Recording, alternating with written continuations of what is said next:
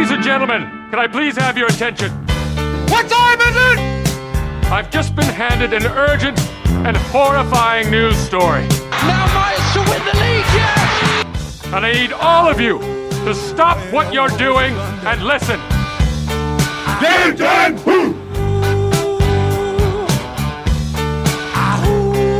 Werewolves of London.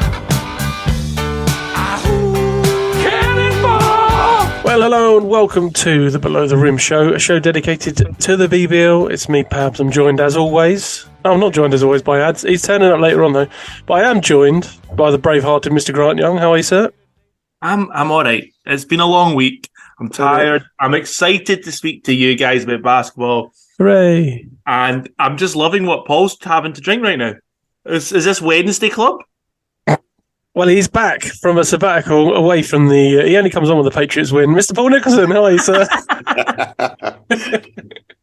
Oh, yeah. I've been. How many have I missed? Have I missed 2 or 3? I think I've missed 3. How many weeks have Pat's lost for? Behave yourself. Probably about 8 in a row. But no, It was. You're right. You're absolutely right. But when you look at that 8, we'll talk about this at some point, I'm sure. When you look at that 8, 6 of them were top 4 teams. Yeah. No, Flyers twice, Lions twice, Caledonia, that fucking team up north, you know. I took some time away from basketball outside of the working hours. So, you know, you guys have listened to the pod over the last few weeks and lots of social media chat, lots of nonsense, if I'm honest with you, lots of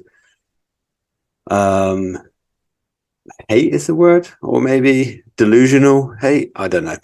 Either way, sometimes people got to remember there's human beings behind some of that. So I took some time away from it and got my head right and got a couple of wins and, you know, here we go again. Can I bring something up that I forgot because it's been a tough week? I was possibly going to bring this up at the end of the show, but I'm going to start it now, and I think Ant Rose with me. Well, I feel like a child from a divorced home. So I watched the Bears religiously until their demise in 2006. I then didn't watch any BBL. Pretty much nothing. Every now and again I'd watch a few bits here and there.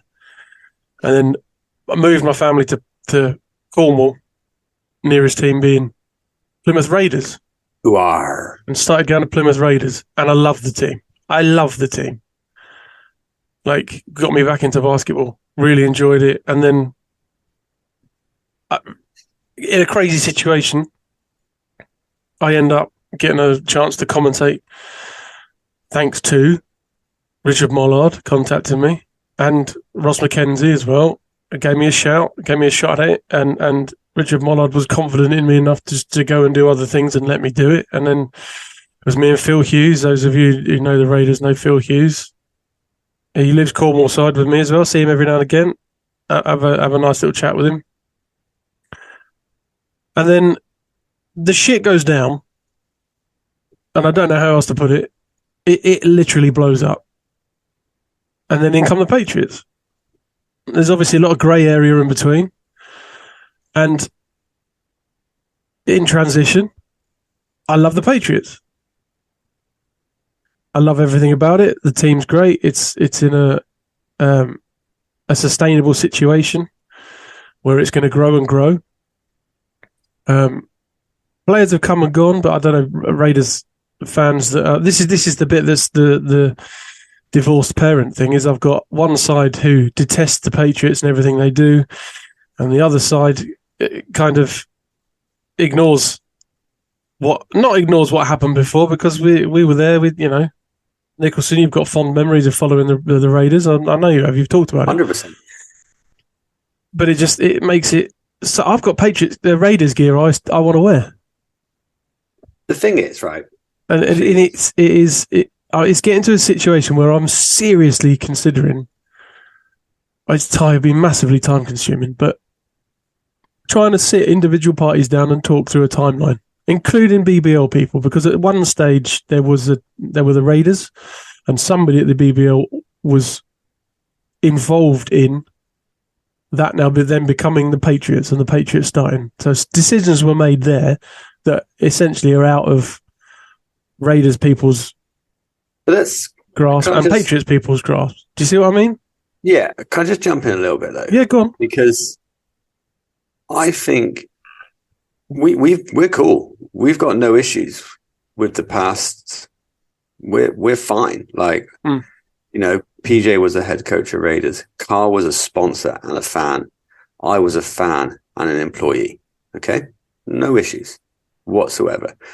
And when you see certain individuals on socials, trust me, those individuals were saying the same thing when it was Raiders. And there's a fine line between someone talking rubbish and a fan talking rubbish. And the fine line is not fans. They're not fans. And it's the people that make the most noise get heard at the moment. And sometimes people who make the most noise aren't always making the right noise, and they're not always correct. So it seems like there's this middle line, but there really isn't. Like, we're cool. We're doing what we're doing because we have to do it that way. And we're growing something which we're putting blood, sweat, and tears into. And when you go onto social media and you see people just sitting there waiting by their keyboards for us to slip up, those aren't that's dark. fans. Yeah, those aren't fans. They're people that get a kick out of seeing other people fail, which is that's quite sinister. I'm not a fan of that at all. But it's not necessarily that I associate with Raiders anyway, because like you say, there's very likely that those guys were doing that to the Raiders as well. They were 100%. But there you go. That's me. A deep part of the show. It is. I didn't think it was going to kick off like that, but there we are. We started that way. Let's change it up. Although let's maybe keep the theme of those who talk loudest get heard when we start to talk about what we're going to talk about. We're going to go through some of the games over the weekend. Obviously, it's been a good weekend for the Pats. Not a great weekend for the Eagles, and the Scorchers are kind of slipping further and further away from that 8th spot. I think it's all but out of reach, really, isn't it? Leicester do what they do. Another win for them. Lions, I felt, made a bit of a statement. Beating second place by as many as they did, throwing fuel on the fire for Dave Forrester's conspiracy theories, which I quite enjoy. And the Giants were absolutely destroyed by the Riders on, was that Friday? That was Friday night, wasn't it? Friday, yes. Yeah, crazy stuff. And a decent win, a solid win for the Gladiators. I'll tell you what, let's talk about that first. Mr. Young, sir. Gladiators, of course. Were you there for that one, or were you working? I wasn't there, unfortunately, but I was home watching the late night. Another working Friday. Cannot wait this Sunday. This Sunday we've got basketball. I can't wait to go on a Sunday. I love a Sunday basketball game. I just go to them. And this is one of the reasons Gladiators getting their own facilities. It's going to be so good because they are in control of their own destiny in terms of when they play, times, days, whatever else. It's such a massive benefit. And it's noticeable. You notice a massive difference in crowd numbers from the usual Sunday to a Friday, and it seems to be Fridays can be quite difficult to sell.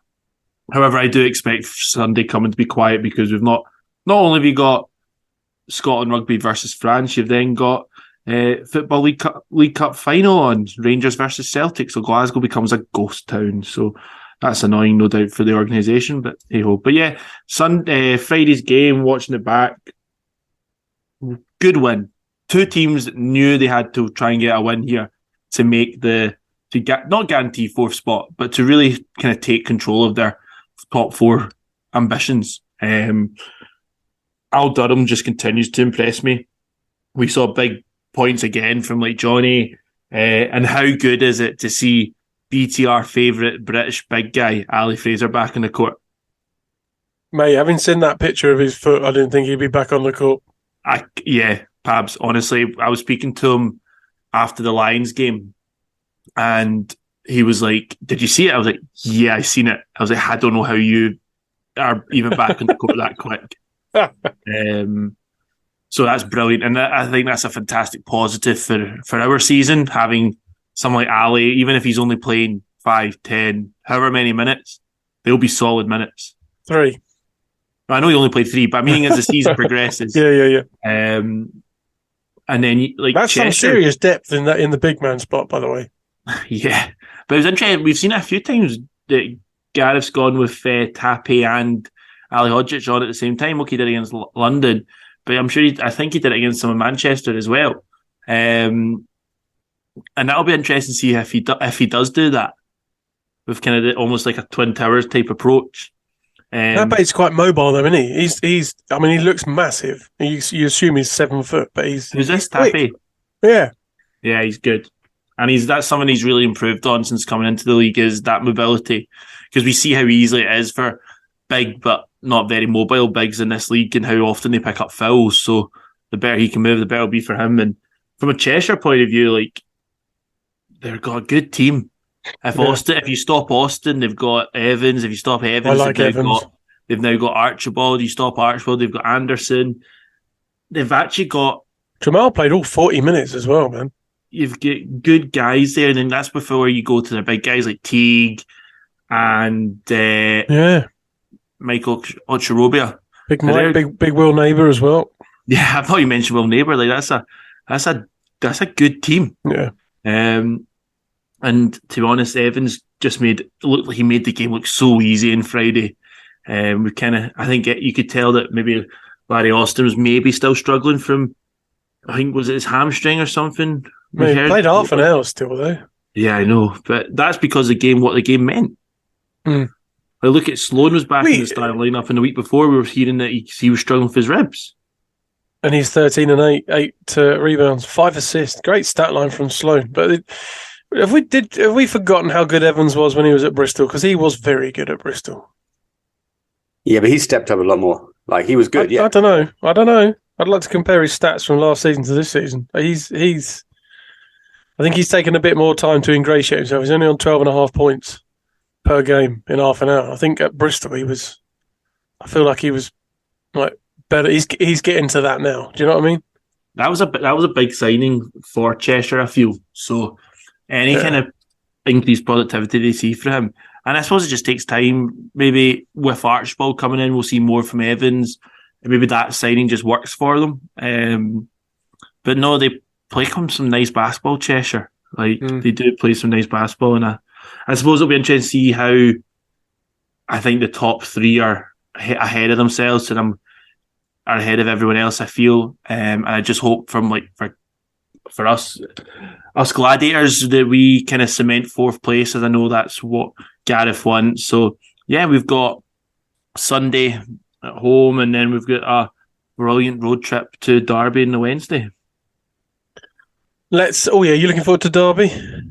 I just wish I could go. I think we're going to touch on it later on when we talk about away fans. So yeah. Say what I was going to say there. I think it's just brilliant to see a team upside Derby did a number of new boys. You got an easier scouting report now that you've seen them against BBL competition. Exactly. We've been able to see what their potential is, and hopefully it's a cracking game next week, and hopefully there's a stream. That's the one thing I'm worried about, but I'm sure there will be, because Derby stream their BBL games. Yeah. Nicholson, is one of the best are ones. Are you hoping that's a close game?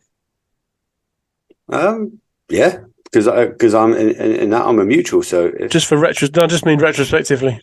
Not really. No, we got what we deserved, if I'm honest with you. Yeah, but when you the only thing I'll say about that is retrospectively, people are like, Derby NBL team, but last season Derby beat Surrey Scorchers.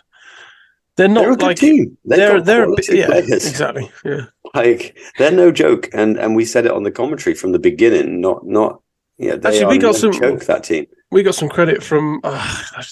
I'll have a look on Twitter in a minute, see if I can find it. But their social media guy who came up and sat at the back, he tweeted out that he listened to the show and was he was really great. More than happy with what we'd said about his beloved Derby. And like you say, they're very good. Do not underestimate them. Yeah. No one that follows NBL was surprised for that game to be competitive. Absolutely. Let's run through some of the other ones. So Leicester destroyed Manchester. And I'm not loaded up the predictions yet, but we were and ahhing a little bit regarding this one. But,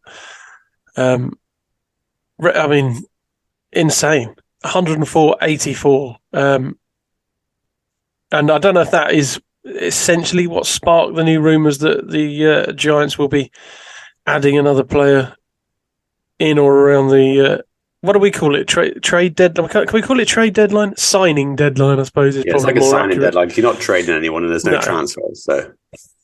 So yeah, when you look at it, maybe that's what will happen. But look at it this way: you've got Leicester used everyone. They had 12 players listed. They played them all, even though some only played like 30 seconds. It's still 30 seconds. yeah, Manchester had 1, 2, 3, 4, 5, 6, 8 players, of which Callum Jones played 10 minutes. Everyone else was kind of mid-20s to Taj Green playing 35, Fletcher 32, Dirk Williams 32. Charles Green was amazing as well. I thought he was. But they're Manchester, as keep saying, they love a close overtime game because they're lacking whether it's a wing or something. And okay, they've got one of the guys out injured. They just need. I'll be interested to see who if they do bring someone in, who it is and what position they go for. Yeah. Yeah, it looks very much like they're going. I mean, they're just giving the kind of entire guard responsibilities to Ramon, and the rest of the team are forwards. And However, they did get a very good win against Sheffield. They did 5-point thriller, wasn't it? The turnaround. I'm thinking as well. I'm pretty sure we all predicted that, but Sheffield. I mean, it's a low-scoring game again. They like to take the air out of the opposition's building, don't they? But again, we talked about it last week about how the impact Kipper had in their game the previous week. Yeah, Look at Kipper this week, 6 points in 23 minutes. yeah, that's the difference. I was impressed. William Lee starting to come back, bit of form, because obviously before he got injured, he was arguably the one of the top runners for MVP. The way that team was going, they looked like they were going to finish top 3, and he looked like he was going to be leading them. So it's good to see him back with sort of 17 points because he's a valuable piece for them. See, I'm not going to lie. I didn't watch any basketball other than the Patriots games. Mate, it's a I standard was week for you, so isn't it? busy with a double header and then a few things. Like we had basketball camp going on the week before. I saw the results. I saw some highlights, but I didn't watch nothing but the Patriots games. That's fair. We'll get to those. That's why I'm saving them till last.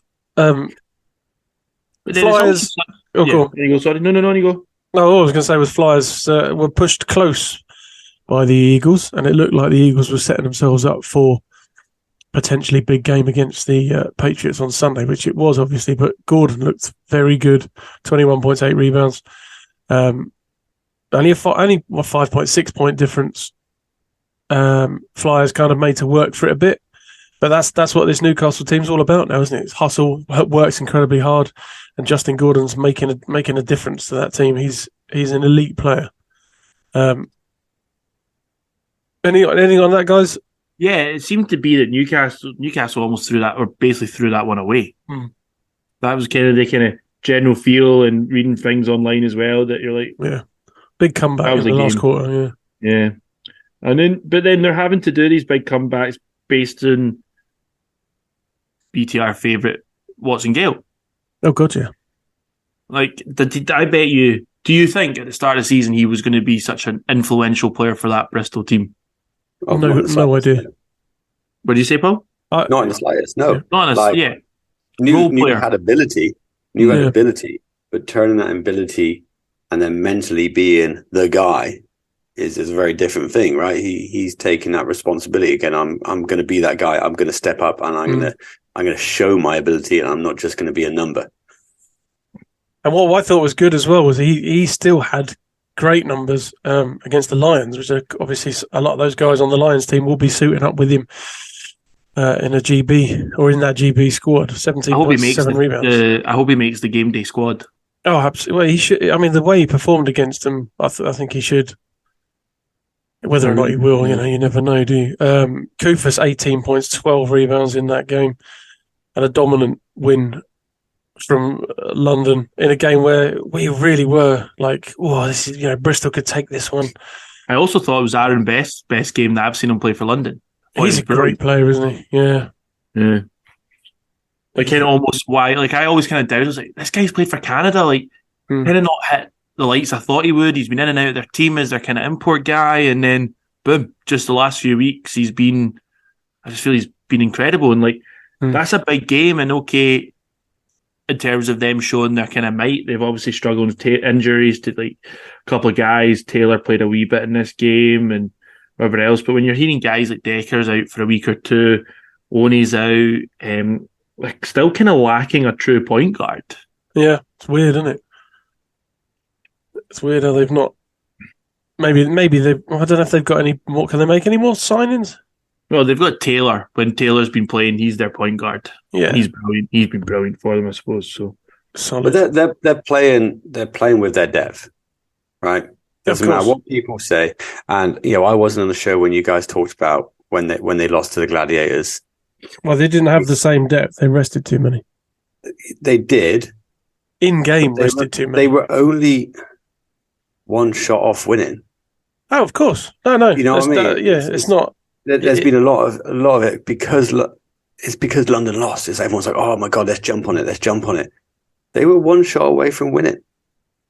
They used their squad. Their squad is being used. They use their depth. They haven't got guys that get 20 seconds a game. I get what you're saying, but they didn't use it in the same way as they did, for example, against Cheshire on the Sunday Which in was the league. Game after. Or against Bristol this week.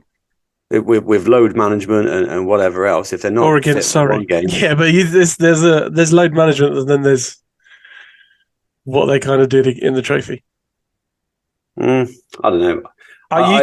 You can look consistently at what they've done, and Grant's not going to like it. You can look at consistently how they've run that squad throughout the season in games, whether they care or not, and that trophy game was very different. And they nearly pulled it off. They were one shot away. They nearly did, but and then would everyone be saying, "Great job, coach. Well done in trusting in your squad." No, well, they'd probably be, like you've just been referring to the depth of the squad and how that team can beat anybody. I nearly did, but it doesn't matter because Gladiators are in the semi-final, and they deserve to be there. Absolutely, you've got to beat the team that's in front of you, and they did just that. And nobody thought they would, except Grant. I would say nobody thought they would in the country except for Grant. And who was right? Yeah. This guy. Leicester capped off a good weekend for them with a big win over Cheshire away. They kind of needed that, the Riders, didn't they, after going out of the trophy as well? A lot of love for Kimball McKenzie, 31 points, 4 rebounds, 5 assists. He's having some big nights. Campbell's been insane. Still wouldn't be in my 3 on 3. Did you see that BBL Daily? Did the 3 pick your 3 on 3 team? We'll talk about our picks for that later. That'd be fun. I'm up for that. But yeah, good weekend for the Riders. Kind of keeping the pressure on Lions, really, not to slip up in the league. But how much is Kimball? Anytime they're struggling with injuries, so they didn't. Pat Whelan's obviously been out. Connor Washington's out. He's played 33 minutes, efficient as hell, loads of assists, and you're like, Kimball McKenzie is having some season. I'm not saying he's going to be an MVP shout because I don't think he will be, but he's going to be all British team. Is he British? He's in the GB squad. Oh, of course he is. All British team. I forgot he's going to be in there. He's going to be in that all-British first team. I know we only did 1 people. No, absolutely. I think McKenzie deserves to be there.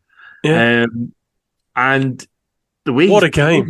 7 for 7 from from free throw, 2 from 2 from 3. Sorry, carry on.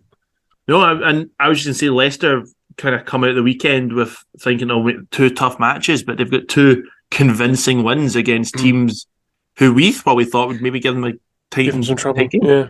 And then it's the opposite for Cheshire. Cheshire came into the weekend probably going, you know what, we could win the 2, we could be 2-0 from this weekend, and they're 0-2.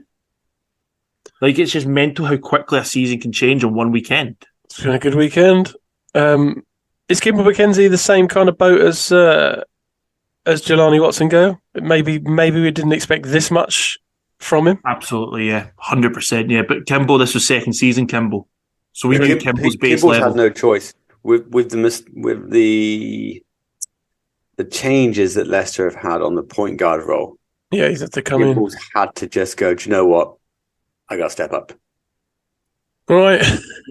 Time for us to take a little break and then we'll talk Pats. and a tweet Oi, oi. in particular that will set it up nicely. We'll be back in a sec.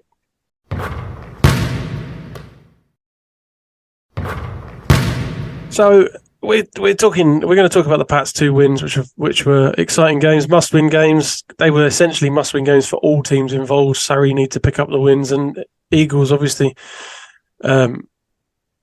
bearing down now on the teams above them, were at that stage on the teams above them, and desperately needing to pick up wins along the way. In fact, a quick look at the league table would tell us that they are 4 points behind the Sharks now. They've got 2 games in hand still, which is interesting, but they have played 1 extra game than the Pats, who currently sit on 20 points. So if they're 4 wins behind them, that would have been a real game changer to their season had they beaten the Pats. Yeah, would have made things interesting. Let's put it that way. And as it stands right now, there's a bit more of a gap opening up between them and 7th. But, I mean, 8th is not out of the question, and there's plenty of games left, so you never know. But must-win game for both teams. And let's talk. They were both overtime games. Mm-hmm. Let's talk Scorchers game. Incredibly exciting, obviously. And both games, Patriots were up going into the last minute or 30 seconds or whatever. And the opposition's teams pegged it back. So Surrey was Josh Steele, of course, hitting that 3, iced the 3, and took it to overtime. And then Patriots seemed to love overtime. Took it, more convincingly than you'd think in a 5-minute period. 5 points in the end. No, sorry, that was the Eagles game, wasn't it? It was like 10 points. Yeah, it was. It was more convincing the Scorchers game. But it was they were more controlled. Mm. They were more controlled in the overtime period. They kept their composure. It felt like a home game. The fans were really traveling on it. Fans. Yeah, they were on it. It felt like a home game for Patriots. Great work. And there were a few little mistakes along the way towards the end of the 4th, which kind of let Surrey get into that position of bringing it to overtime. Yeah. But those things happen. Patriots, they played well. They really wanted it. Like, they really wanted that game. And I think overtime, they showed that. Rashad Hassan showed his class. He made a couple of big plays. Ty Gaston was phenomenal. Absolutely amazing he was. And LVC Dusha was sick the whole weekend, bless him. Yeah, well, he was sick before that. He wasn't very well. He was not well the game previous. Yeah, no, he really was bunged up and everything. And he put a real shift in as well, and didn't lead on the stat sheet, but certainly led as a leader, if you know what I mean, in that game. Oh, good, yeah. No, phenomenal. What do you guys make? So I alluded to a tweet. Drew Lasker, not someone we talk about very often on the show, but it's made a number of weird tweets regarding Plymouth, especially when you consider last season. I think Nicholson's alluded to it before. I don't even know if it was on this show, but not winning a game until January and then managed to make the playoffs. I mean, that's a pretty low point when you get to that point in January and you've not won a game. Obviously, this season they've been as high as 4th. They've been in the playoffs since at least December, maybe before that. They've been 8th or higher. So how they can be at the lowest point they've been, I'm not really sure. We're certainly not as a franchise at the lowest point. No, it's a weird thing to say. But your franchise exists. we're in a good place. But the tweet I'm talking about in particular is if Surrey can't, and there's a few angles on this I want to talk about, but if Surrey can't beat a depleted and reeling Plymouth team at home, I'm not sure who they can beat. That sparked our own Josh Bett, of course, into motion, which apparently was a lot of people across the BBL were quite entertained by it. I'm quite happy that he'd raised the question to it. But yeah, go on. Yeah, I'm not going to go in on one person or anything like that because, I get on with Drew. Used to hang out with Drew, used to watch him play. I'm actually going to go in on Twitter as a whole, because lots of people were coming up and saying, "Oh, depleted. What's going on with Patriots? What's happening? What's happening?" Like, we've lost players, we've got rid of players, right? That's public knowledge, right? That's out there. We've gained players. We've gained Ty Gadsden. We've gained George Dangakoda, and they are doing a very good job. A very good job. So we lost 2. We brought in 3. And then 1's gone. So we're back squad-wise and in numbers where we were before. Yeah. And, people who've been in the BBL a long time and watched the BBL a long time are used to players coming and going. It's fairly normal. No one wants it to happen, but these things do happen. And we've ended up with a real professional in Ty Gadsden and a real professional in George Dangakoda. In terms of depleted, though, is that? If we're going to compare Surrey's team, and that was kind of the argument on Twitter afterwards, very depleted, and has been since kind of almost day one when you look at the movements that have happened. They're not as depleted as they were, but they're still struggling with some knocks, and they've lost some players, a couple of injuries. Obviously Andrew Lawrence isn't that.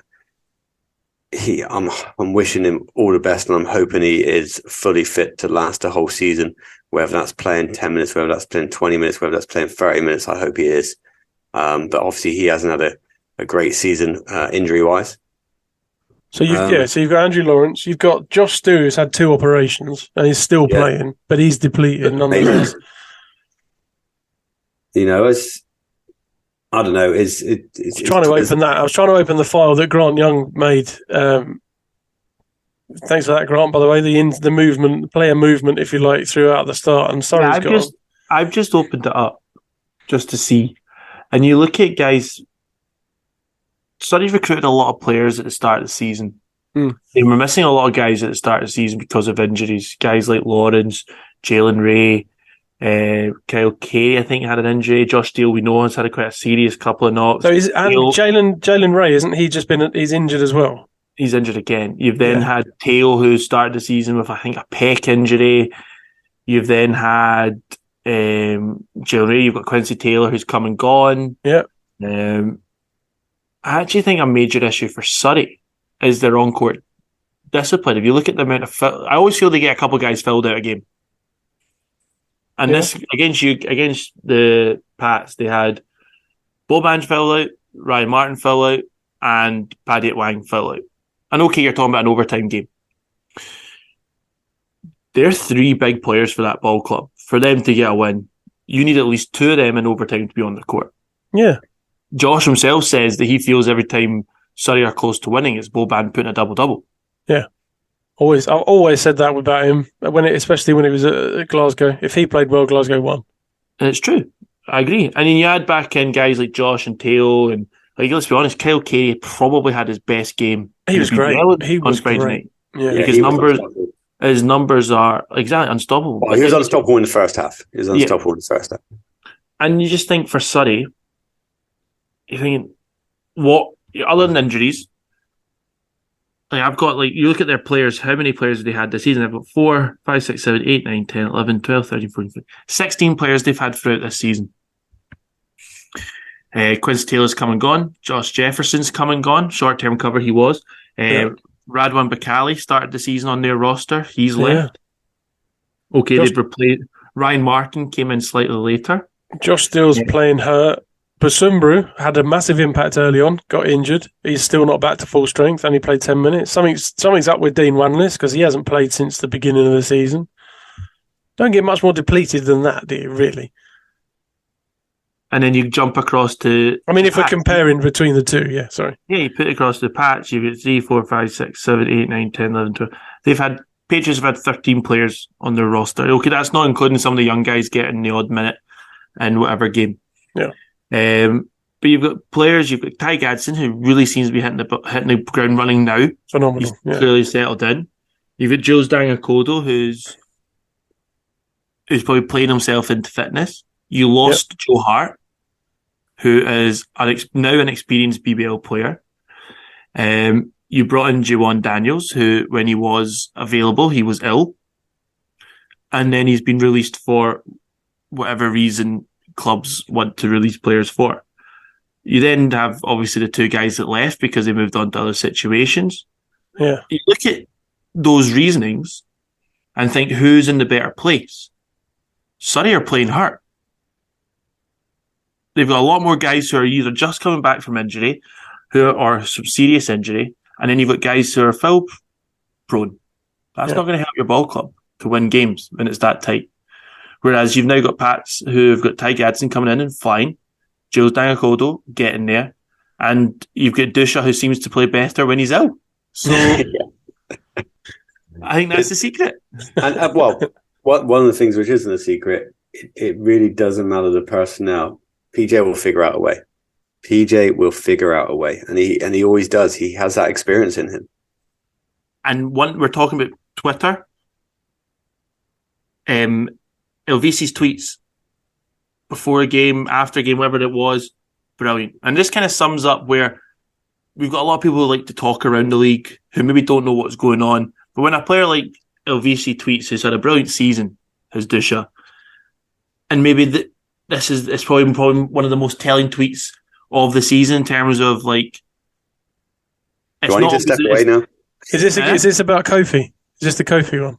No, well, whoever it was, it's no, but I'm more kind of get at Paul about how he's saying, well, it doesn't matter. Like the players will always play hard, and Dusha's kind of the one man. He's put that ball club, even though he's been ill. Like, look what he's performed like all weekend. Yeah, been unbelievable. Well, this is something. And did you not have Gadsden and Dusha on the All-Star 5 this week? I think we so. did indeed. Yeah, exactly. This is something PJ said in I think it was before the Eagles game. He said the Patriots fans are the best in the league, and that is because I forget what he said now, when they see that we're working hard and we're playing hard for each other, it makes them support even more. No matter what the situation in the game is, they're not happy clappers. They see the situation. But if the team's working hard, and they're a team that works hard, and the whole identity thing is a genuine thing. Like, I mean, I don't know if you term it identity or team chemistry. Chemistry is probably more. It's probably the more highbrow term to use when you lose any kind of player, no matter what their impact on the team is, and bring in new players. Ant Rose said it previously. Doesn't matter what standard they are on the team, they'll contribute at some level, whether that's socially or what. It leaves a mark when they go, and new guys come in, and they've got to integrate themselves into that. And Ty Gadsden is doing just that. Jules Dangakodo is doing just that. They're integrating themselves into this team, and now it's got an identity. There's definite chemistry there, and they've had to work incredibly hard to get 2 wins that were must-wins. 2 brilliant wins. 2 brilliant ones that really, let's be honest, for Newcastle and for Plymouth, and, well, let's be honest, every game in this league is so tough now. Every game's tough, especially coming into March. I think we said it last week that Newcastle's run and Plymouth's run are pretty similar opponents. It's all top-end teams of the table.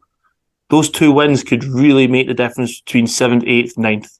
Yeah, for sure. Because Surrey are going to pick up something else. They're going to. They're going to pick up another W. Newcastle are going to pick up W's. Like, yes, they're behind Sheffield, but Sheffield got 2 games. No, sorry, Newcastle got 2 games in hand there, and then all of a sudden they're even in the league table. Yeah, there's going to be wins picked up. You look at the Newcastle team. That team's very, very talented. Very talented. I feel that their game execution has to be questioned, but I feel that the talent it can't be questioned whatsoever. I think when we're talking about maybe a team being in turmoil, I think Drew needs to look closer to home and think how many players Newcastle have had this season, including guys, Real Graham Bell was a massive injury miss for them. Huge. Yeah, even before the season started, you've had Trayvon Broadway and Brandon McKissick, who didn't even suit up in a league game. They played a couple pre-seasons away. So I think by my maths is they've had 19 players in their roster this season. 19? Jeez. Yeah. That's quite a lot, isn't it? Yeah. And that's maybe not including maybe a couple of youth guys, if I've missed anyone out. But like it's a lot. But I get it as a BBL franchise. if you have someone and it's not working, you have to take action. I get that. 100% get that. But 19 is still, that's high, right? That's a lot. Yeah. But look, that's where they are. And sometimes you get forced your hand and you have to make choices. And, it's a business and it's a sport, and trying to integrate the both is tricky at times, whilst trying to keep everybody happy. Let's move on to the next game. So Eagles then, both teams having a 2-game over the weekend, quick turnaround and whatnot. Eagles come in, and like I said before, I thought they were gearing themselves up after running the Flyers close and Justin Gordon coming up big in that one. It felt like they were gearing themselves up to maybe take one off the Patriots. It didn't happen. Didn't happen at all. It was a tense affair. Last quarter wasn't the best quarter the Patriots have ever played. There was a big comeback by the Eagles, but who, to be fair, did all they could do in terms of getting it back and tying it up. It was there wasn't a lot of time left on the clock, and there were some discrepancies regarding the shot clock. Yeah. Man, that's your home table as well. How can a home table get that wrong? Hassan French with huge numbers on the night in terms of 19 rebounds. That's insane. He was a blocking machine as well. Jesus. Is he the guy you guys were saying was in the NFL? Yeah, he did. You did work a shoulder tackle with someone as well partway through the game. He's that dude, mate. That's insane. He also had 6 assists. Yeah, no, he really played. Like, he played hard. I also think down the stretch, though, when that game got close, he had the ball at the top of the key a lot, trying to play some crazy passes. Well, like too much. Like trying to almost to force that pass. I couldn't believe some of the shots they passed up towards the end. They really, we said it on the commentary, they needed quick scores, and they were making extra passes and extra passes and extra passes, like they were up by 10 and they were trying to waste time. Yeah, that was weird at the end. Yeah. And no one was taking that responsibility. And at the same time, Patriots locked in on the scout, and that they tried to do everything they can to put Newcastle into difficult positions. But it's another tough overtime game, and after playing one overtime game and not getting back to like 3:30 in the morning, to then play another overtime game and come out victorious is just testament to the heart of Patriots and how hard they played that game. My only thing is looking at stats. I hadn't looked at this at the time, and I did wonder why are they all passing up shots. Newcastle didn't shoot the 3-ball well at all, whereas I think you guys were in the 40% mark. Like, it was almost as if nobody wanted to take that shot because they hadn't been dropping. Now they were like mid-20s for threes. I will say, though, you saying that, I will say that that's been an issue at the Patriots a number of games where they've given up a lot of threes, and it's been high percentage threes and high percentage chances. And I did feel like they chased them off the 3-point line better than they had done previously. I don't know if that's because, maybe they didn't pose the same threat inside that other teams have, and obviously Patriots are a little bit undersized. But sometimes personnel changes make teams a little bit more organized. Once they figure each other out, and once they, you got Jules who knows the game very, very well. You got Ty Gaston who's very experienced. Finally, once guys get settled and they can lock in, things become a little bit easier. Well, I think they did really well. I think managing to keep Javion Hamlet to just 13 points. Obviously, he's averaging over 20 points a game. That's no mean feat. And I thought Issa Brandon in both games was a little bit of an unsung hero. I think he always is. He bled for the Patriots in that first game. He really did. Yeah, we had Issa Brandon. He had to change his jersey. We had Elvisi Dusha throwing up. But I thought he was a little bit of an unsung hero. I like his game. I like what he does. And to be fair, with Pats, even you look at Patrick Lanny-Peckin and you look at Sam Keita, they did what they needed to do with the minutes that they had. Bell, Tukey, these guys that they did what they needed to do. They stuck to the plan, and people like Ty Gadsden was very, very impressive. Let's. I think there was quite good Okay. having there was a wee needle underlying in that game because it meant so much to both teams. Absolutely. And let's not Absolutely. forget Rashad as well. It's easy to forget about him when Dusha Mate, isn't he great? and Gadsden played so well. Rashad, who reaches like 4,000 BBL points. 25 points. Between the two games, he hit 41 points. Yeah, And phenomenal. the shooting percentage was right up there. He had a great 2 games. He's had a great probably last 5 games. He's been 20 points plus. Offensively, he's done really well. Very well. Phenomenal effort by Deuce. I'm a fan.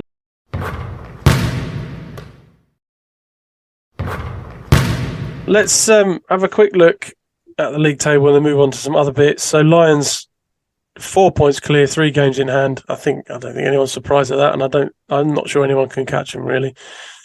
Flyers and Riders is going to be an interesting race. Only 4 points between the two of those. Flyers obviously exceeded expectations, as we've said, but proving they deserve to be up there. Gladiators and Giants both on 24 points, but it feels like Gladiators are on the move up and Giants are kind of sliding down. I don't know if you'll agree with that. Giants have been in a little bit of a strange situation, obviously affected by injuries. They've lost 2 of the last 5, but when you think 2 of those games were Surrey, you expect them to win those 2 games. They lost to Gladiators, they lost to Riders. You're actually looking at it, when you look at games played, and hopefully I'm looking at an basically up-to-date table of us sitting 4th, having played 22 games. Yeah. Phoenix have played 26. We're on the same amount of wins as them. So in those 4 games of the difference, you'd hope we'd win a couple to put a gap between the teams. Yeah. Giants are the interesting one. You almost think, are they just going to be that 500 team this year? Win one, lose one, win one, lose one. They're so unpredictable, aren't they? But at the same time, I'm just looking at that table. And how many teams in that table do you feel could potentially make changes before the end of the month? Because otherwise, what we're looking at is what we got, right? So this is the point now. You look at Manchester potentially. Yeah. They could fill their roster spots a little bit more. They've not brought anyone in and they lost Lions, Corey Flyers, Johnson. Riders, Gladiators. They're not going to make any changes. Like Cheshire, I don't see them making any changes. Not now. They've brought in Archibald. When you talk about Gladiators, though, there's an element of that is Gladiators have made their changes and they're bedding in now and they're starting to go up the table. Yeah, but what I'm saying is who can actually make some changes, which is going to change our opinion on how their season ends up. There's not many. No. Not many. There's Flyers as well. I need to say this quickly. They've made no changes this season. Now, whether that's luck. When you get a year like that, it's a injuries. thing. Yeah, a little bit luck with injuries and whatnot. Well, they've had a few knocks, and they've had injuries. Yeah, they struggled through them. Yeah, they just had an absolute squad. Was it not? I think Mike Miller, Ollison, and Mahan have all missed. I think Watson Gale missed a few games as well. Yeah, I wouldn't be. I think maybe bar Delpeche and Smith. I think maybe all of them have sat out for a game or so. And if I'm wrong, sorry.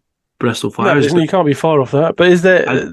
They could bring someone in theoretically. I'm not sure they'd want to because it might disrupt things more than anything else. I think they all just know each other's games so well. That team's been, you know what, we keep saying it, but Capillis has put together a good team of all-rounded guys who all range between kind of 6'4" to 6'8", and who are all just performing every night for them. And we made comment, they only win at home, but they're winning away. The only team in that top 5 who's realistically going to make any changes will be Manchester, right? Yeah, and they're not affecting the playoff positions in that sense. In terms of making the playoffs, they're up in 5th. They're not going to affect who makes the playoffs down the bottom. They still got to play. They've got to play Patriots. They've got to play Sharks, haven't they? But the Eagles and Scorchers are in such a hole that they need to win games, and if they don't have the personnel now to win games, and we're not changing anything, then basically we're looking at Eagles and Scorchers missing out. Yeah, I'm interested in the Eagles and Sharks kind of situation there. Yes, yeah, absolutely. 2 games in hand and 2 games away. That's the interesting one there for me. It will be fun. What's their head-to-head like, Eagles and Sharks? You're asking me a question that means research. I'm not prepared. Grant's clicking. I'm clicking. I don't know who's going to get there first. I'll watch you click. It's fine. It looks like Grant's got it written down. I'll continue to drink my red I'm wine. waiting on you just to do it. I could. So Sharks beat the Eagles twice at home, and the Eagles beat the Sharks, They've got one more game. and they've got one more game, which is essentially the decider, April the 7th. Put that in the diary. Yeah, big Because one. that could be quite a big That's one. a 4-pointer. There's a lot of games, they've got to win games going up to that point. And there's some tough run-ins for teams. Pats have got a relatively tough run-in. They've got Giants, and then it's Riders and Lions. Hey, we got some really tough games to come.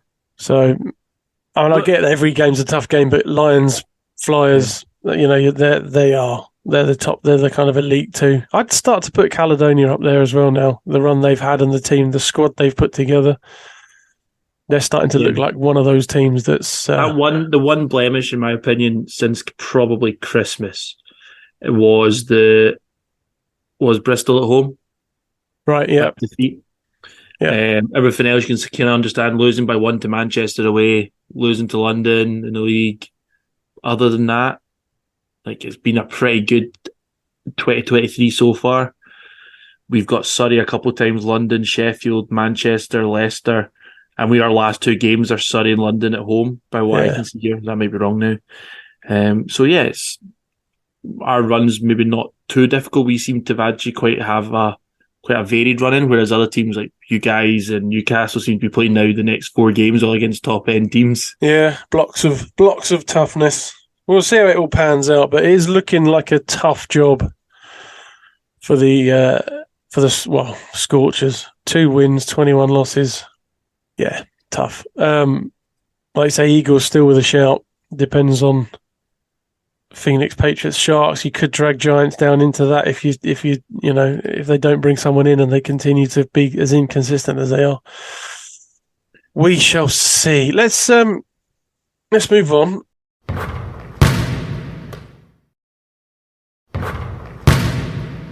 You guys specifically want to talk a bit about away support. Whoop, whoop. And it's just an opportunity for me to just say big up to our guys. I'm happy to go first unless you want to jump in, Grant. You start. Hey, okay. No, I just want to. Yeah, it's the second year this has happened, and it's at the same venue, and this happens across multiple venues when Pats travel. 100+ fans in the Surrey Sports Park. And I don't know if you guys have seen a video. Josh Bett has posted it. We've posted it a few times. Great. It wasn't just 100 fans sitting there going, "Yay, let's go Patriots!" It was 100 fans going mental. They had signs, they had drums and shakers, and all in merchandise and kits. It was absolutely unbelievable. The Surrey security had to keep. At the end of the game, had to keep them off the court because they were just standing on the edge of the court chanting whilst the players were stretching out. Then they all went into song and sang "Happy Birthday" to Tukey.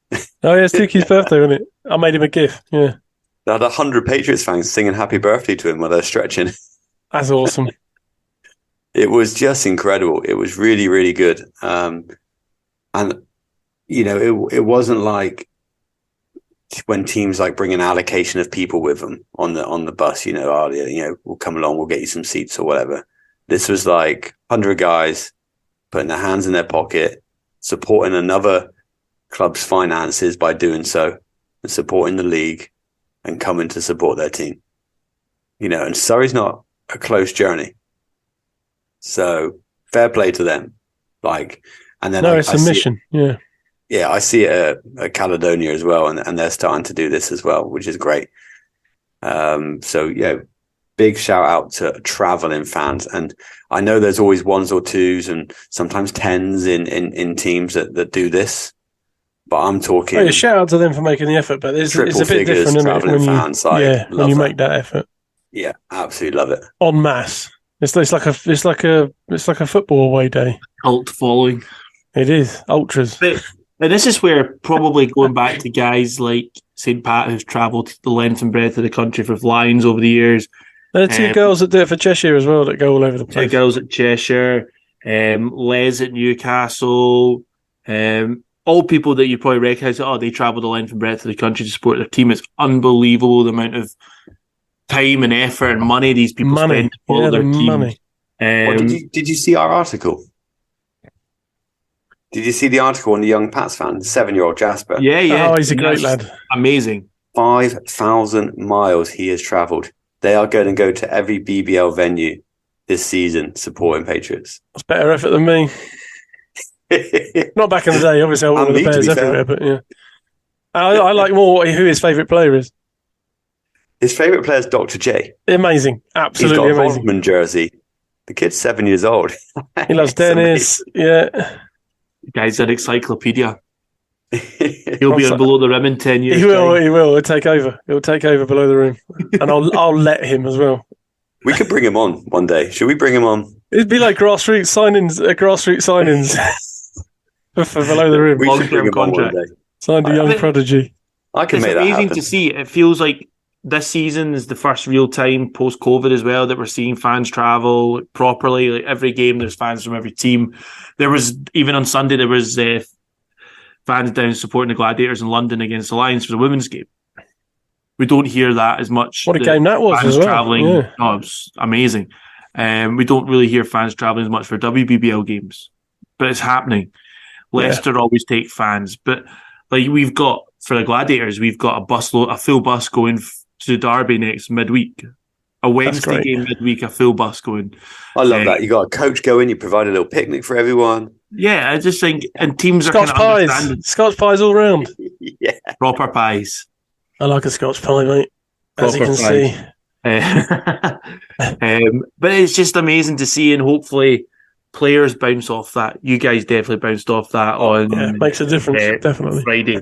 And the amount of times you see that, like away fans make a difference. I went to Newcastle between Christmas and New Year, and there was loads of Gladiator fans, loads spread out around the place. It was brilliant. Yeah. And what a game. It just adds to the atmosphere. Teams getting booed and hissed regardless if they're home or away. It's brilliant. And it's a great place for the BBL to be, and hopefully we see more and more of that as a kind of season and into next season. And what I want to say as well, because I big up the travelling fans, but I want to big up the Surrey fans that night, because actually the banter between the Surrey and the Patriots fans was brilliant, and it was good banter, fun banter. And the staff at Surrey were incredible. And actually the game day experience was one of the better game day experiences that I've been to in the BBL. It's difficult to see when you're watching it on TV, obviously, because you've got that wall there and you don't really see what's going on. We love a blue wall in the BBL, don't But we? they got a massive fan zone, which was absolutely ram-packed. They've got all sorts of stuff going on in the crowd, and the announcer is fantastic. Like, their game day experience is probably one of the best, I would say, that I've... Outside of pavilions, I'm guessing you're about to say. Well, no, as in... yes, I've been to David, that was a away David from Brent. home. Ah, yeah. Yeah. No, but I've been to all venues, and except for Caledonia, I haven't been there. So sad you didn't come and visit me this year. I know. I'm going to try and come to the trophy But- final. Fair play to Surrey, because it was a great game day experience. Dan Clark on point. He was there cheering from the sidelines. Their volunteers, their staff, absolutely brilliant, all of them.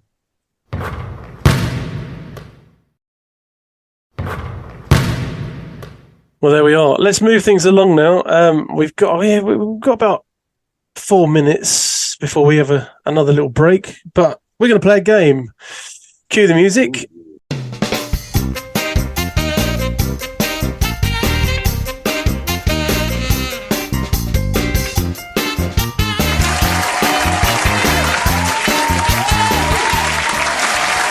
Welcome to The Biggest Homer. We have a question for you. We have one panelist. The panelist's name is Mr. Grant Young. Welcome to the show, Mr. Grant Young from Scotland. How are you? Hi, thanks for having me. Good. One simple question. Who is the biggest homer? Is it A, Paul Nicholson, a man who, during games, when we're calling the games, will, I'm not prepped anybody on this, will unreservedly cheer for the Pats. He'll give me dirty looks when I hype big plays. For example, the Sharma alley-oop dunk. I got a hell of a look after I hyped that one up. And also, it's duly noted, Mr. Nicholson, will tend to talk over the other team's offense with how good the previous offense from the Patriots was until I cut in and shut him up. Is it... So that's A, Mr. Nicholson. Or is it B, Mr. David Forrester, who, when anybody on Twitter gives any credit to any other team or their player throughout the history of the entire BBL, will somehow manage to bring it back to Newcastle Eagles. For example, giving credit to Rashad Hassan and LVC Dusha on their targets, which obviously Rashad Hassan achieved. 400. He's on the 4K club. Congratulations to him. And LVC, obviously close to 2,000 points, manages to bring that back to Darius Defoe, who scored more points than the two of them combined. Although he did say it was crazy, but it's not that crazy when you think that Darius Defoe's been in the league for 1,000 years. And Rashad Hassan's got to 4,000 in less than half that time. And Elvisa Douche is a facilitator, and he's on 2,000, and he's played half that time. So not that crazy when you think about it. But he managed to bring it back to the Eagles. Congratulations. So, Mr. Grant Young, who's the bigger homer? I mean, hey, both two guys that love their teams. Yeah. Absolutely too. And you know what? British basketball needs these guys to be absolute totem poles for their organisations. Eagles are struggling, so anytime they can look for any kind of success in terms of, Darius is better. Well, Darius has been around a long, long time, likes to fall over a lot as well these days. and then you've got Paul Nicholson, who goes to bed wearing Plymouth Patriots pyjamas, and he's wearing them now. Pablo when he's trying to talk about the other team sometimes. However, I enjoy all that. I'm all for that. And the more we have of that in the BBL, the better. Because it's just even better when Pabs is just basically trying to talk over him and basically say, shut up. Are you not going to ask me the same question? You're going to say yourself, though. No, I'm not asking you. You're not a panellist. Grant Young had one question to answer. He's dodged it. With a good answer, but... We'll have a little break and we'll try and remove the fence from Grant's anus. Just for the record, I think the bigger home is Nicholson. He's sat there in a Pats jersey now. Right, we'll be back in a sec.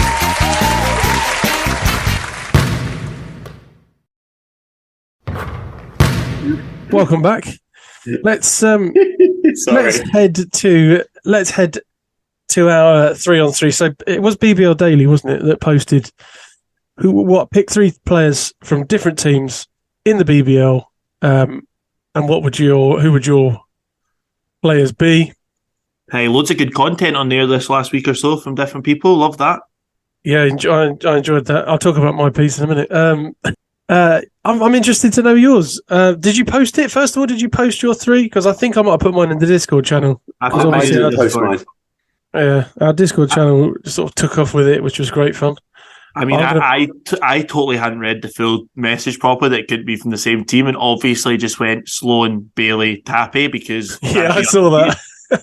and then I corrected myself and said the exact same thing again. So what I'm going to do is I'm going to put we're recording. I'm going to tweet from the Below the Rim Twitter, which I will hasten to add, I am not the only person who has control of our Twitter and have not been in control of a number of the tweets that have taken place recently. I'll just say that first of all. A decent disclaimer. A big disclaimer. Yeah. But I will tweet from the Below the Rim Twitter that we are currently recording the show, and here's our 3 selections, and I will tweet, I will tag each one of you in on this. So 3 players. It's 3-on-3, so positions are a little bit kind of hazy. If you look at that, you a lot of wing players, maybe. I don't know. It depends what you go with. And we'll stick them up, see what people think. Fire away. After you, Grant. See what? I'm just scrolling through the Discord, seeing other people's suggestions because I obviously flew in. Come on, mate. Just go for it. Flew in very quickly with my 3, and I'm like, oh yeah, that's quite good. So if I can't have 3 players from the same team, I'm going to go. Which I can't. I'm going to go Larry Austin. Can you guys select the same, or do you now need to select someone completely different? No, different. Is it one? I know we can pick the same. I think we should go different, almost draft style, but it's fine. No, bollocks to that. All right, okay. Well you know my 3, because you've just been through the Discord channel. My 3 are on there, you cheeky sod. Well, I've actually not got to yours, so I don't know. So. All right, okay. Anyway, so who did I say? Larry Austin, Decker, and Tappy. I've put Sam Decker, Patrick, Tappy. Mr. Nicholson? Right. Okay. So yeah, I was religiously into the 3-on-3 in the Commonwealth Games, so I'm thinking tactically as well here. Well, there is a Have gold Jamal. medalist, isn't there? There's a gold Gotta have medalist Jamal involved. Anderson, right? It's gold medalist. Come on, that's a no-brainer. Shoot the free ball, plays defense, can attack the hoop, does all three, right? I'm gonna go. I'm gonna stay. Gotta stay one with Pates. Pates. Pates. Hello. Colin Pates. Gonna go Ty Gadsden. Again, can shoot the free ball, can attack the hoop, can play defense. Yep. And then I'm going to go with Sam Decker. Can shoot the free ball, can attack the basket, can play defense. And I'm going to say exactly what I said in the Discord channel. You're all wrong. I've never even seen yours. Rashad Hassan, as I'm statistically, he's got to be one of the most productive big men. And I gather that some of that may be because the Lions don't play their big men for 35 minutes, but he's still putting the points on the board. And in the last 5 games, he's averaged like 25 points a game plus. So Rashad Hassan, for me, is there. Obviously, I'm picking Ramon. As for my money, still the best point guard in the league. You're the best, or you ain't the best no more. And I'm going to have to look at Discord to find out what my last selection was because I can't remember. Hassan, Decker, and... Oh, of course, yeah, Sam Decker. Of course it is. I've just realised when I put in my other 3, I've just only named Decker from there. I've totally changed my other 2 guys, so... So there we are. I will tweet that right now so you get some idea of when we record the podcast. I'm just going to check the spelling quickly of 1 or 2 of the names. Oh, I got it right. Look at that. So that tweet's sent. Good. That'll pop up now. And we can move on. Good. I might put that on a poll, see who people think is going to win that. But we all selected Decker. Of course we did. He's probably a shoe-in for MVP, although I'm not keen on it because of the games he's missed, but, he's still phenomenal. So I just want to say as well quickly that the influx or the increase of teams adding their own venues is phenomenal. And from what I hear, is that, as Nicholson fills another wine glass up, what I hear is that there's a solid idea next season, whether it's come from the CEO or whoever it's come from. I didn't know they did a brand just called Red Wine. Yeah. Is Aldi's finest. Is tip time ideas for next season? Apparently, the idea is that next season they will try and, as best they can, to get rid of the tip times that obviously will start at the same time, which is far more easier to do if teams have their own venues. Obviously, really difficult to do when teams obviously hire a venue and have an selected slot. Although that said, if there's enough teams that have a little bit of flexibility, then it shouldn't be a problem to stagger start times at least, which I think is the idea. Last couple of Sundays have been quite good. There's been a 3:00 game, like a 4:30 game, and then a 5:30 game or something like that. And that's been good because you can watch the end of each game, unless it's the Pats, in which case it goes to overtime, and then you've got to kind of wind the next game back a bit. But yeah, but the only thing that worries me on that particularly is that could be evidently to pool the commentary teams, if you like, and they maybe only work off a number of commentators. Who knows what the idea behind that is? But I mean, the base idea is you can watch more games, and that can only be a good thing. But yeah, so I thought I'd throw that in there, not necessarily for opinion, because we don't know if it's going to happen, and it's obviously really difficult for some teams that have got tied to venues that can only let them in at a certain time. But like I said, if there's enough variety of start times, that's not a bad thing. But let's hit up some questions.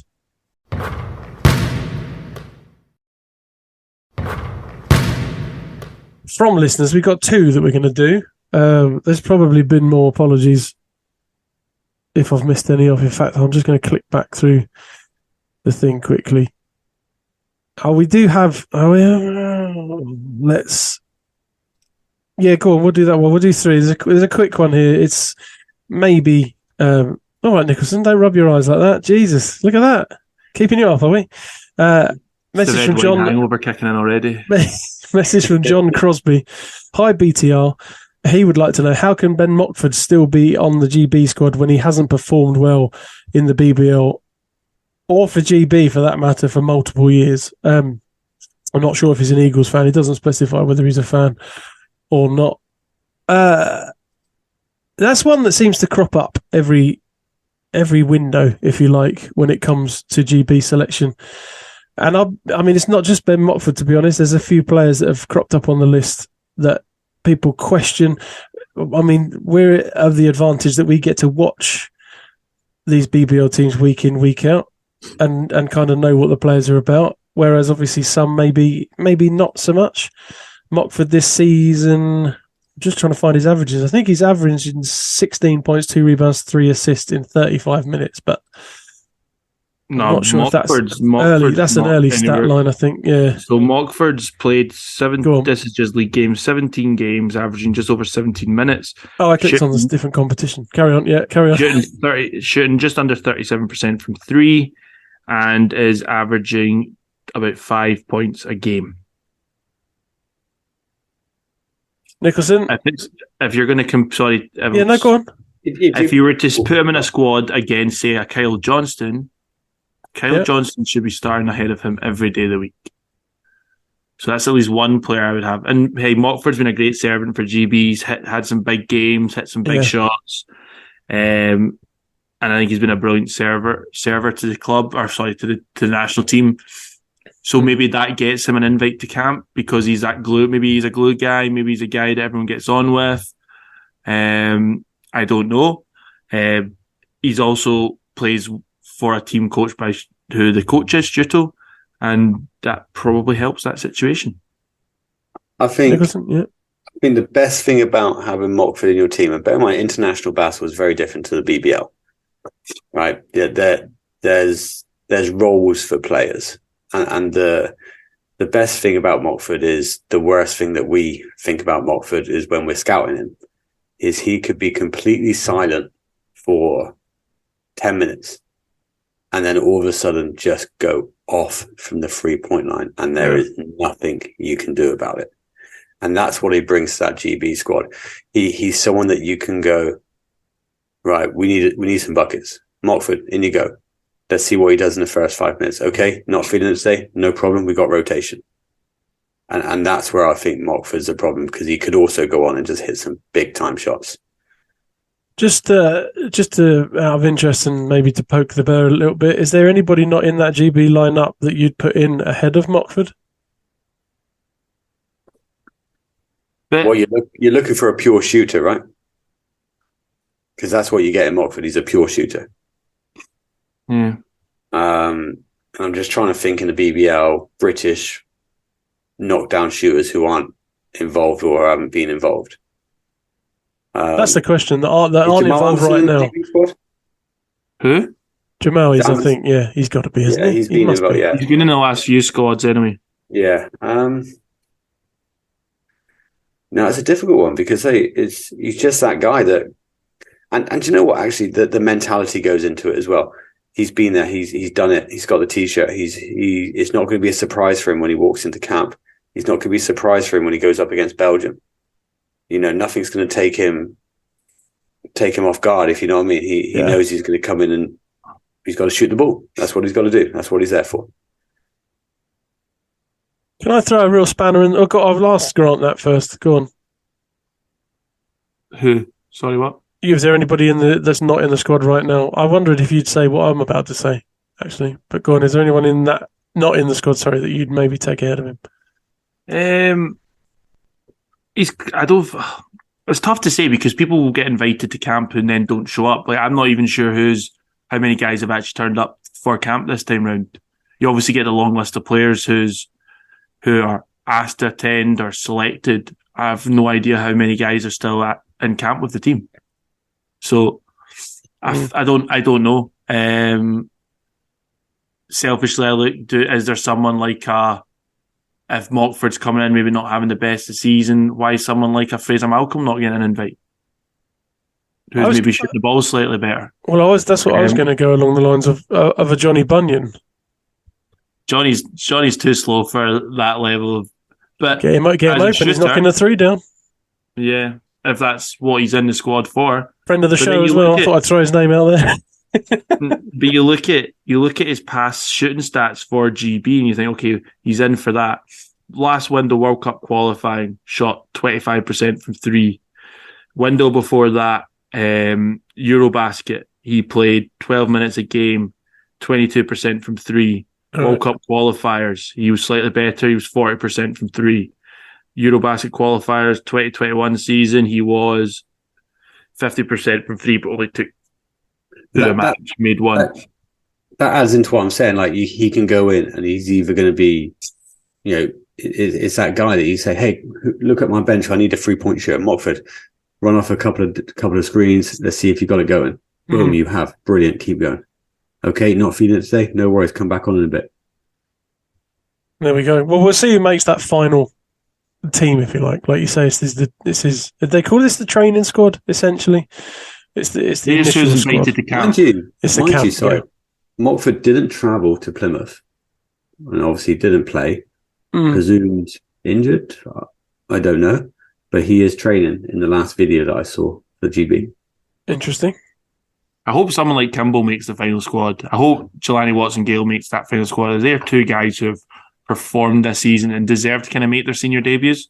Agree. Obviously, I wonder, does Kimball count as a naturalised player? I'm not sure who our normal one is in that team. Or is he, we're only allowed to have one within the 12 or 15, however many guys get selected? Because I know that's always been the issue in the girls' team when they've picked Carly Samuelson. It's been Kennedy Leonard and I can't remember the other girl who have missed out. I'm not sure who that player is in the squad, or the players in the squad who are that. I'm guessing not, because I'm sure Kimball wouldn't be there for that. But yeah. All right. So just quickly before we move on, Mockford hasn't played since the 5th of February when he came on, played 1 minute 48 against Cheshire Phoenix, hit 1 3. It was 1 from 1 for 3, and that was it. So I don't know if he took a knock in that game. That's kind of a weird. He didn't travel to Plymouth, and I was looking at. He didn't play against Bristol, and he was training. So maybe he was being rested for the GB training. I don't know. That stinks of him going somewhere else now. I don't know. I don't like that, because last time that happened, he ended up playing somewhere abroad, depending on what his thing was. Anyway, next question. Perfect timing. Ads is joining us, and this question is actually, we've got a question from Mark Brandreth, which we won't. Mr. Brandreth, we'll get to that question. We'll do it next week, I promise. But we're trying to add ads right now. He's coming. Oh, he's in the car. He's in the car. He's in. Oh dear. Like carpool karaoke with us. I'll tell you what, I'll read the question. It's from Robin Martin, who is in our Discord channel, but he's emailed this one in. This question is mainly aimed at ads, something he's been thinking about for a while in Manchester. What is the Giants' path to becoming successful commercially in the city? The Eagles and Riders... I'm guessing he means in the same way the Eagles and Riders have done. Eagles run everything community basketball-wise in Newcastle, for example. That path is much harder for Giants, apparently. I'd be interested to see how Adam thinks Giants can emulate this. They obviously need to do this to try and get some bums on seats and attract an investor to buy the club from the BBL. That's to everybody, but more particularly to ads. Did you get that, ads? I did, yeah. Interesting. I came in just halfway through that, yeah. Just brief me again. So I think the insinuation is that there's not a clear pathway for Giants, I guess young players in the community, to get through and go to the Giants specifically. Because I mean, you know this more than anybody. Obviously, you guys in the Magic and the Mystics seem to have development systems in place, but the Giants maybe don't. Well, the thing is, Manchester's always been really, really faction. Is that the right word? Broken up into fractured various things. And if anything, my personal opinion is that there's often too much going on, because what you've got is, with the Magic, you've got 25 years worth of high quality. But I mean, you look around the Magic's gym at the amount of championships from youth level all the way up to senior level. But Magic sort of had their day in the sun as a senior team, because at the time they were coming through was when the Giants had disappeared. Okay, right. So Magic became the big gig in town, and the pathway for the kids was going through and becoming a Magic player. Whereas now the Giants are back and getting bigger and bigger. They have got some sort of academy, because I'm seeing them turn up in tournaments now in under 18s. But you're sort of thinking, well, you've got this great academy, you've got a team that's going in the right direction. How does it work now? And it's concerning, because you're going, well, if Giants kind of carry on going the way they're going, because it's getting better and better, and kids start to think, oh, the Giants pathway is the one I want to do. It kind of leaves you wondering, where does that leave the Magic and Mystics? Because they're not the sort of academy that you're aspiring to anymore. But they can still go through the Magic system and play for the Giants. Well, in an ideal world, that's the way it would work. Right. But at the moment, it's trying to put all the pieces together for that to work. Right. Because, you've got these two entities that should be working together, and we've got to figure out a way to bridge that gap. But then at the same time, you've got the Manchester Swarm, which are based at Bellevue, right next to the Giants at practice. So you're going, well, there's another one. And then remember, we're only 40 minutes away from Myerscough as well. Yeah, another big one, yeah. Yeah, and Charnwood is obviously, out Leicester way, which is, it's a couple hours away, but it's still sort of more north than, a Barking Abbey or something like that. So for me, it's been a bit diluted for a long time, and something's really got to give soon. Is there a situation where the Giants can tie into that? Sorry, Paul. Go on, you're right. Well, This is the big question. This is the big one. It's like, how do we try and find a way to bridge the gap, coexist, so that the Magic is a pathway to the Giants? Or do the Giants want to just go, right, well, we're going to just do our own version of an academy, and over time, the best kids are going to go there. That's the kind of worry about it. When in actual fact, the obvious thing to do is just work together, but not a lot of that goes on in basketball, does it, unfortunately? British basketball. Well, it doesn't, and I mean,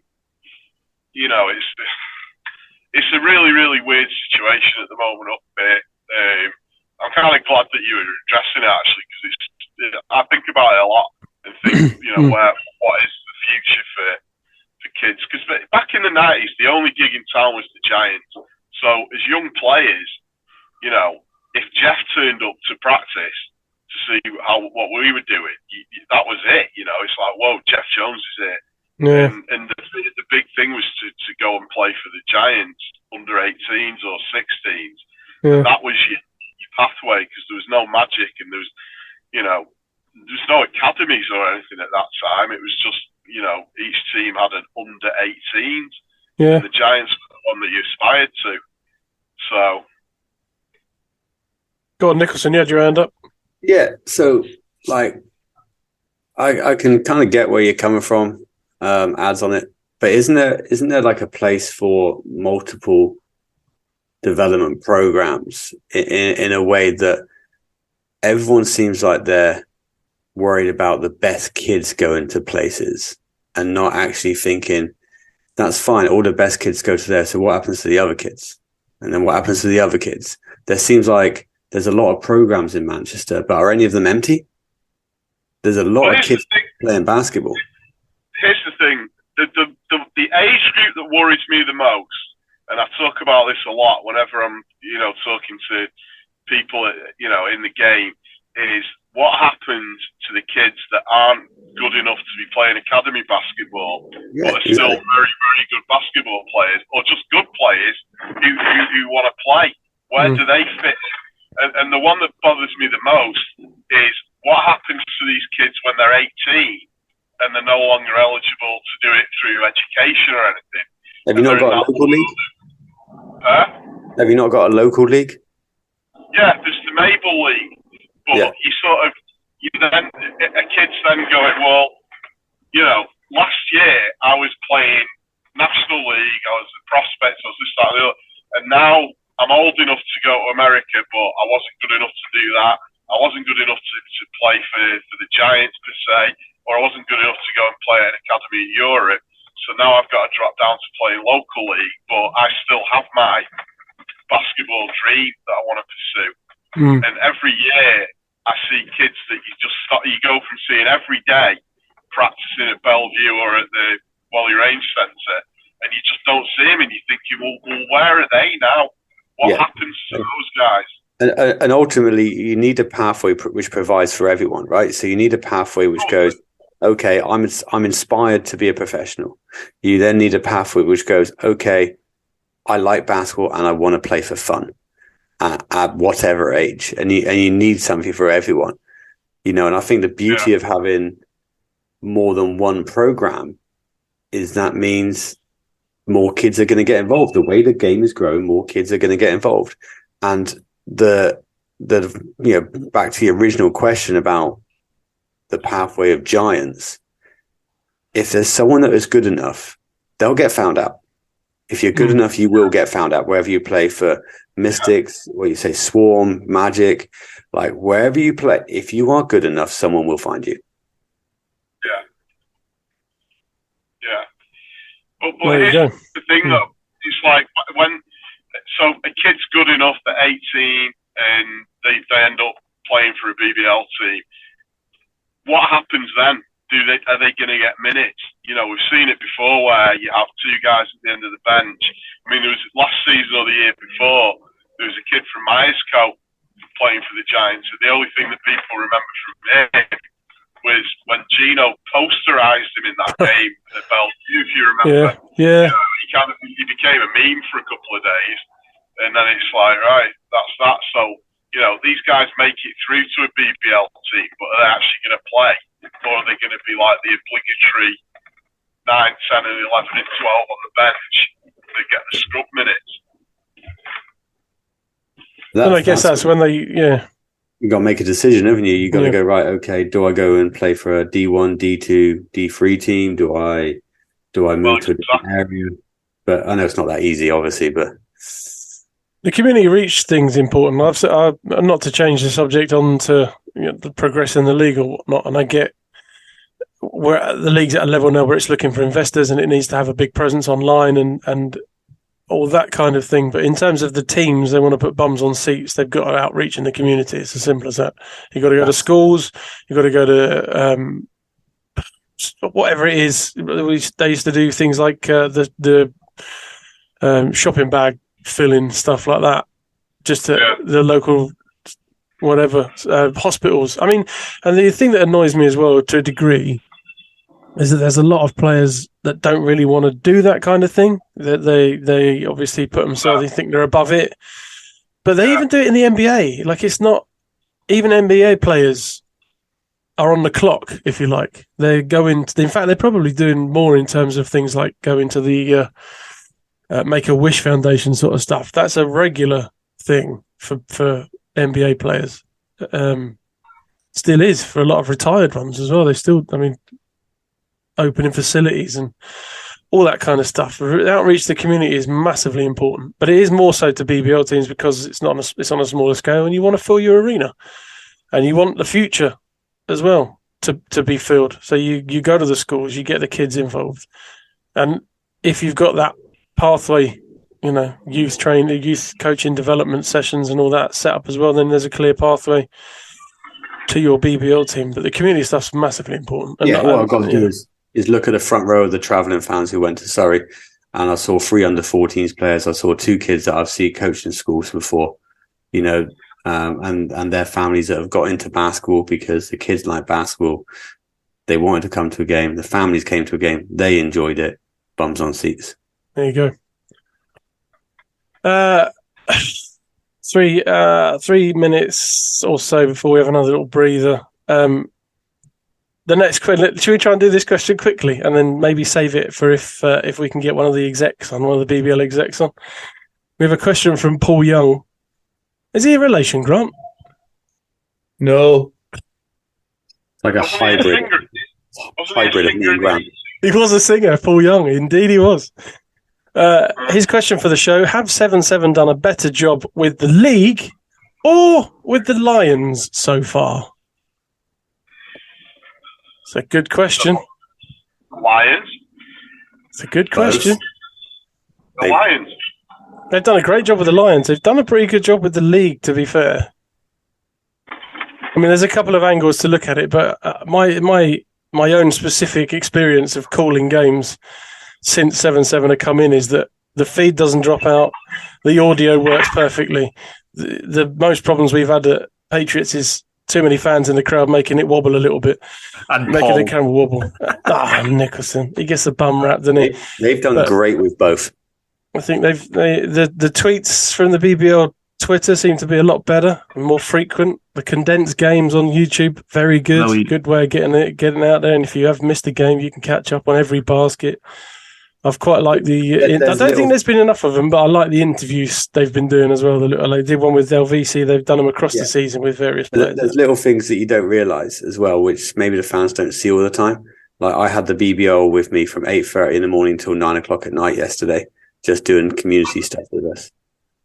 20 minutes after every game, I have a highlight reel of every player and a match highlight reel from the live feed, right? Wow. And that happens within 10, 20 minutes of the game finishing, and that's in every format that you could possibly think of. There's stuff that the fans don't see. There's stuff that clubs put out, which isn't made by the clubs, it's made by the BBL. This stuff is happening a lot. They've done an amazing job with the league. Right. Ads, mate?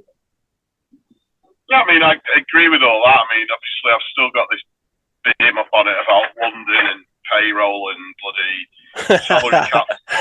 But the biggest thing for me is streaming is miles better. And obviously, you're getting a bit of multi-angle, you're getting replays. Yeah, replays. Forgot replays, yeah. Replays are brilliant. All these things that we moaned about forever with streaming is now not an issue, which is great. I like the interviews that they do and all that as well. So yeah, I mean, you can definitely see change. Yeah. Grant?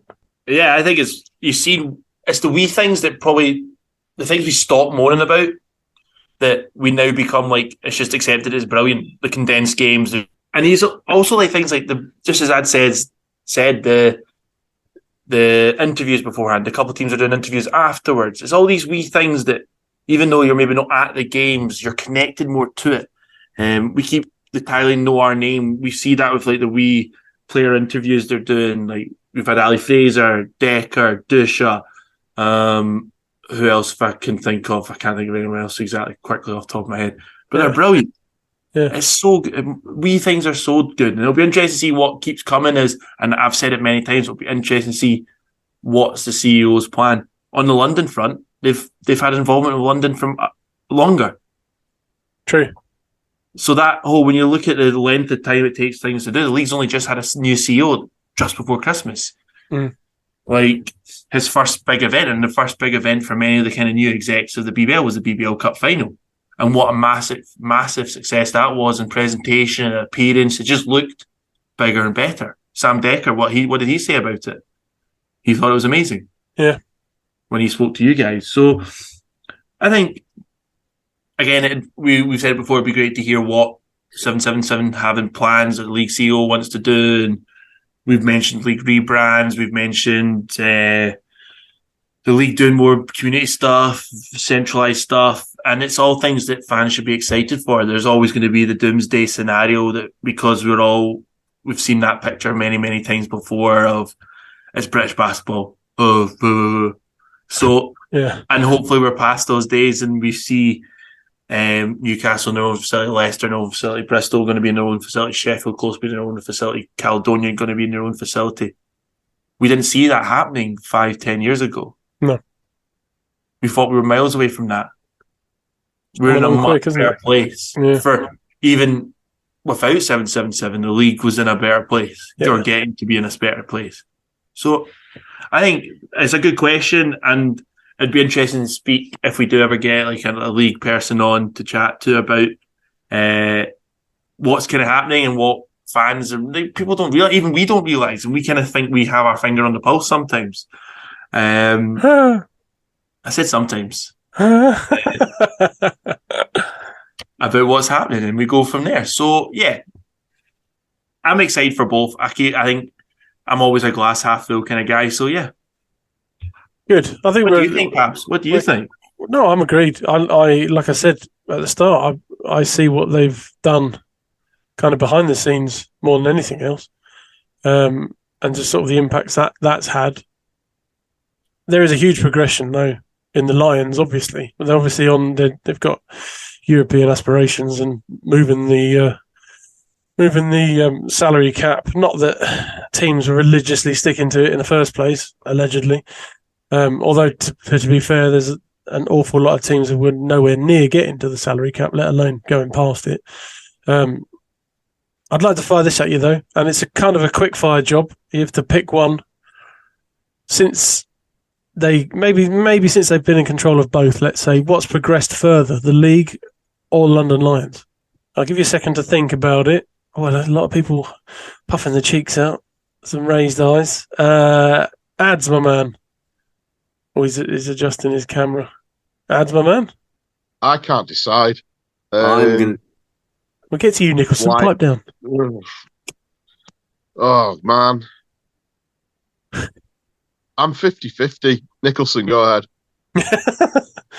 I'm going to go with the league. But I do see it from the inside a little bit more than maybe some of you guys would. Of course. Grant? I mean, you could see it from look at what we see on like LinkedIn, for example. The amount of jobs and positions coming up within the league, about the league expanding their staff. Let's be honest, we all think that for a long time Andy Webb ran the league and did everything, and what a job he did keeping the league going. And now we get to a spot where they're talking about having 50 members of staff. Like, if that's the point of the league and you already see positions going out there, I think it's like London have done amazing in different ways, but yeah, what the league's doing in terms of just looking at what they want it to grow to, I've got to say the league. I'll go the other way. I'll say Lions, but there's not a lot in it. Like the way the league's progressing and what is going on there is phenomenal, and it's becoming a hell of a shop window for prospective investors, which is exactly what's needed. But I think just because Lions are progressing in a European competition, they've dominated everything except the trophy. But there's an ethos about them that's very different to previous seasons. They have the high quality players, they have the high profile players, but they're playing together. That's something's clicking and gone right there. And the very fact that roster and the money spent on that roster, obviously allegedly, because we don't know specifics, but is phenomenal. But there's not a lot in it. It's not an easy decision. Like Ads said, it's tough to look at and say what is progressing quicker or more.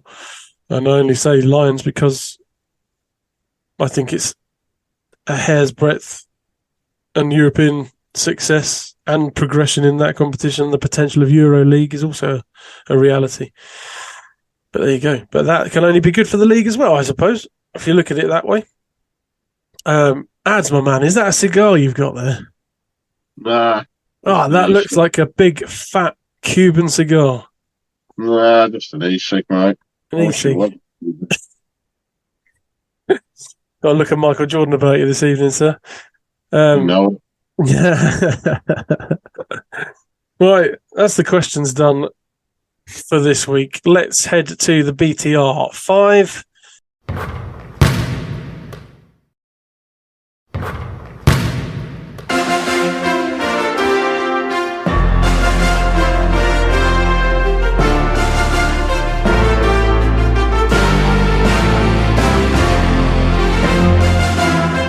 Five players that we've seen this week. Doesn't have to be stat based. Often it is, because that obviously is a good marker as to whether they've played well or not. Don't have to be on a winning team. Just players that have stood out for you. I'm tempted to see where you guys go first and stay out of it, and then select based on that. So that's exactly what I'm going to do. 5 players, more or less. Hopefully not more. Less is fine. I don't mind that either. I'll go on Nicholson. Let's go Nicholson first. How many Pats can we fit in this? Let's go. Well, bear in mind, I have only watched Pat's games this weekend. So, full disclaimer. So, I will have to go less, right? I don't care how you look at it. Ty Gadsden has to be in it. 60 points in 2 games. Not bad, yeah. And then I chuck LVC in there for another phenomenal weekend. 2 games, 2 wins, 2 big plays from both of them. No, nobody from the opposition? Not French? 19 rebounds? Yeah, to be fair, French was on looking at both games, French would be the player that I would pick out of any of those games, other than the Pats player, yeah. So we'll put him down. We'll put him down to start with. Grant, my man, what you got? I'm going Gadsden, Bailey, Kufos. I want to go Kimball. And who did I want else? I'm just double checking the Leicester Newcastle score. I believe Mark Lovin had a good game in one of them. Obviously, Ads is going to go for him anyway. Well, that was basically, I was double checking to see how he was in the first game. Yeah, I'm going Loving. So Loving, Kimball, Bailey, Kufos, and Gadsden.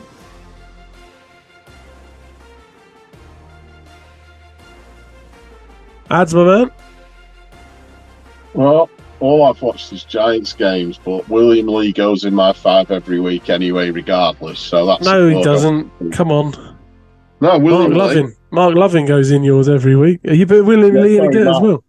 Mark Lovin goes in every week for sure. Sorry, for some reason I was thinking of William Lee. But Giants wise, for me, Ant Robertson was amazing this weekend. I'll tell you what's really weird, fellas. First time I've ever done this, courtside MCing. Oh yes. Whoa, that's a different gig. Let me tell you. Did you enjoy it? I prefer commentating as we do it.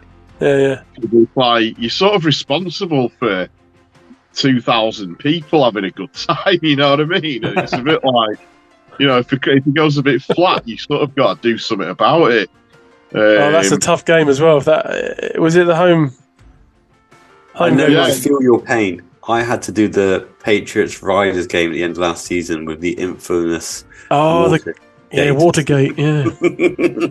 Yeah, it was fun, but also, I was absolutely exhausted, and I had to watch the game when I got in because I didn't remember anything that had happened in the game. And it had to be freaking Sheffield as well, didn't it? Sheffield, yeah. Good win though. I got in a bit of banter though with the away fans about Terrell Myers at one point. I bet you did. So that was quite funny. But yeah, I'm being useless here because as usual I'm completely unprepared for my team of the week. So, any Giants players you want to add? Yeah, Robertson. Just Robertson? No one else? Big weekend for Taj Green. Some 2 double-doubles again. Yeah, Taj Green played well. As long as William Lee's in the team, I'm not. William Lee, what am Done I it about? again. In He's done fact, it yeah, again. the reason I'm thinking about William He Lee. did have a good set, yeah.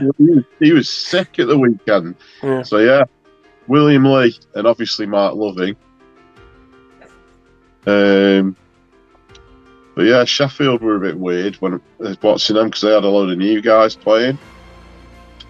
Yeah. So I'll just basically go with what everybody else says. No, you've had your say. It's been very valuable. So we've got, based on what I think as well, so going through what you've gone, Ty Gadsden, yes. Mark Loving, I'll go for. Kufos was brilliant. Kimball's 32 points, 31 points, 32 points. He's just been phenomenal, which leaves one extra slot. And I'm afraid let me just check quickly. Let me just check something. I've got to check. Yeah, see. Hold on. This is making for a good podcast. I got to go LVC. I was going to go Bailey, but I got to go LVC.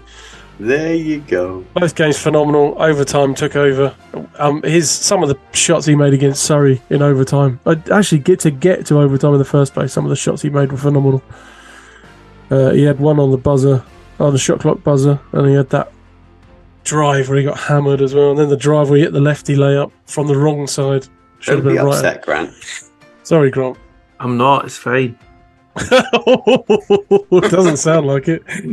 No. Pat said 2 games at the weekend. Definitely deserve some, and 2 wins, so definitely deserve 1 division. Ty Gadsden. Oh, crikey. LVC Dusha. Costa Kufus. Mark Loving. And Kimball McKenzie. Is that the first time we've picked Kimball? It might be. I think so. Yeah, it might be. He's earned it. He's been very good. He's been very good.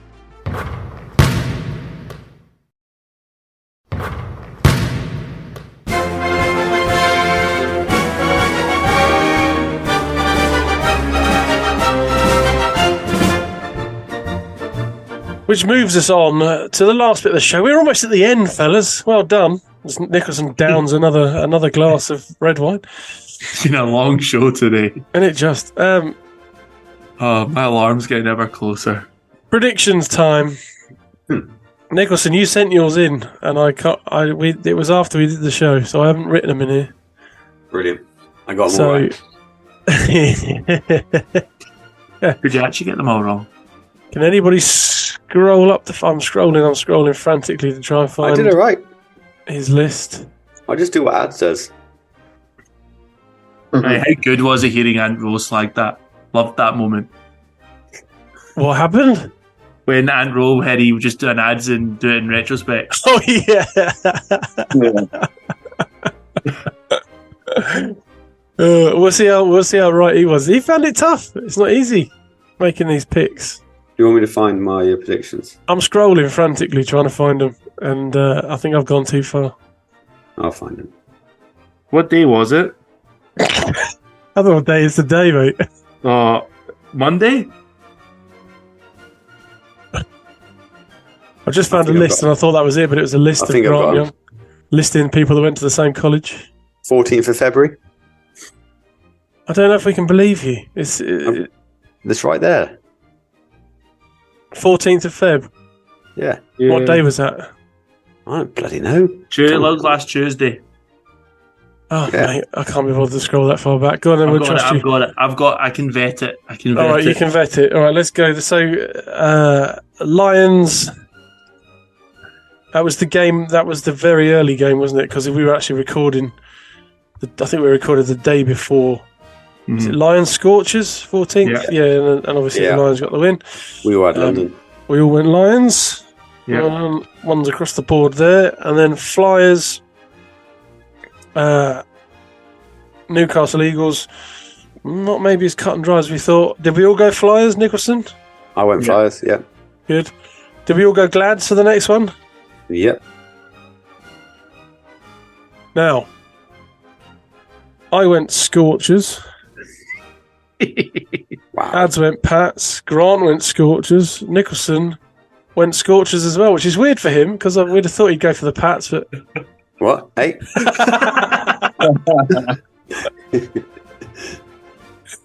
he, of course, went for the Pats. What's the next game on the docket? The Giants, wasn't it? Riders, Giants. Oh, did we all went Riders? No, I went Giants. Paul went Giants. Oh, you went Giants. Oh dear. Oh, we haven't done. We've left off Ant Rowe. Ant went Flyers, Glads. He went Surrey. He went Riders. Now we're on to the next one. Pats, Eagles. I went Pats. Ads went Pats. Grant went Eagles. Ant Rowe went Eagles as well. Flyers, Lions. I went Flyers. Ads went Flyers. Grant went Lions. What did Nicholson go for? I went Lions. Lions, and Ant went Lions as well. Then we went Giants across the board against Sheffield, I'm assuming. Nicholson? Yep. And then I went Knicks. Ads went Riders. Grant went Knicks. What did you go for, Nicholson? I went Riders. Slag. Leg. So what? And Ant had a good week. Who'd have known that the expert pundit would get 1, 2, 3, 4, 5, 6? He got 6 that week. In fact, he's already leapfrogged Io, who's had a couple of weeks. And obviously, he's not been on the show since. He's a busy boy in London. But he's on level pegging with Josh, who also has had a few weeks to get things wrong. Nicholson, you're now on 77. Ooh, good week for you. Grant, 82 for Grant. Ads, my man. Ads had a great week. 67. You did, big man. You did that. 75. Ads has jumped up to 75. Oh, what a comeback. Big boy move. Yeah. I've been biding my time. Trade deadline impact. And I've gone up. I've gone up to 79.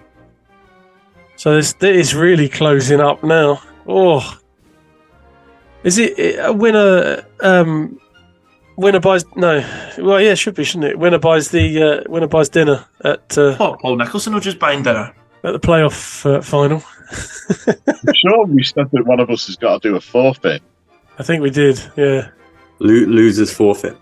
It's getting close for that, isn't it? It's getting close for that. We need a prize for the winner. If there's any listeners, if we could maybe try and accumulate some sort of basketball BBL Who's wear a hamper. Pats jersey?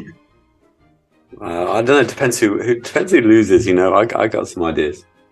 We could put ads in a Sheffield jersey. We'll see if anybody from clubs who's listening who wants to help us try and put together some kind of winner's hamper for whoever wins this. If Grant actually loses, I will get him some LVC Dusha pajamas.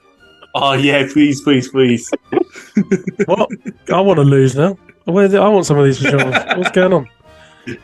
Right. Where are we? 22nd. Ads has just messaged the group his phone's died. So we got to give him a second to sort that out. While we do, we can start going through the fixtures. Feb 24th, so just 2 days' time from recording this. So that's Friday night, isn't it? So just one game on the Friday. Sharks at home. Scorchers the visitors. This is where Scorchers can kind of have an impact on the season, isn't it? They can start to pull the rug out from teams. Sharks getting into that kind of must-win sort of territory. They've had they've been inconsistent, haven't they, of late? But obviously they've got new guys to bed in, so maybe it's part of it. But Sharks or Scorchers? Nicholson.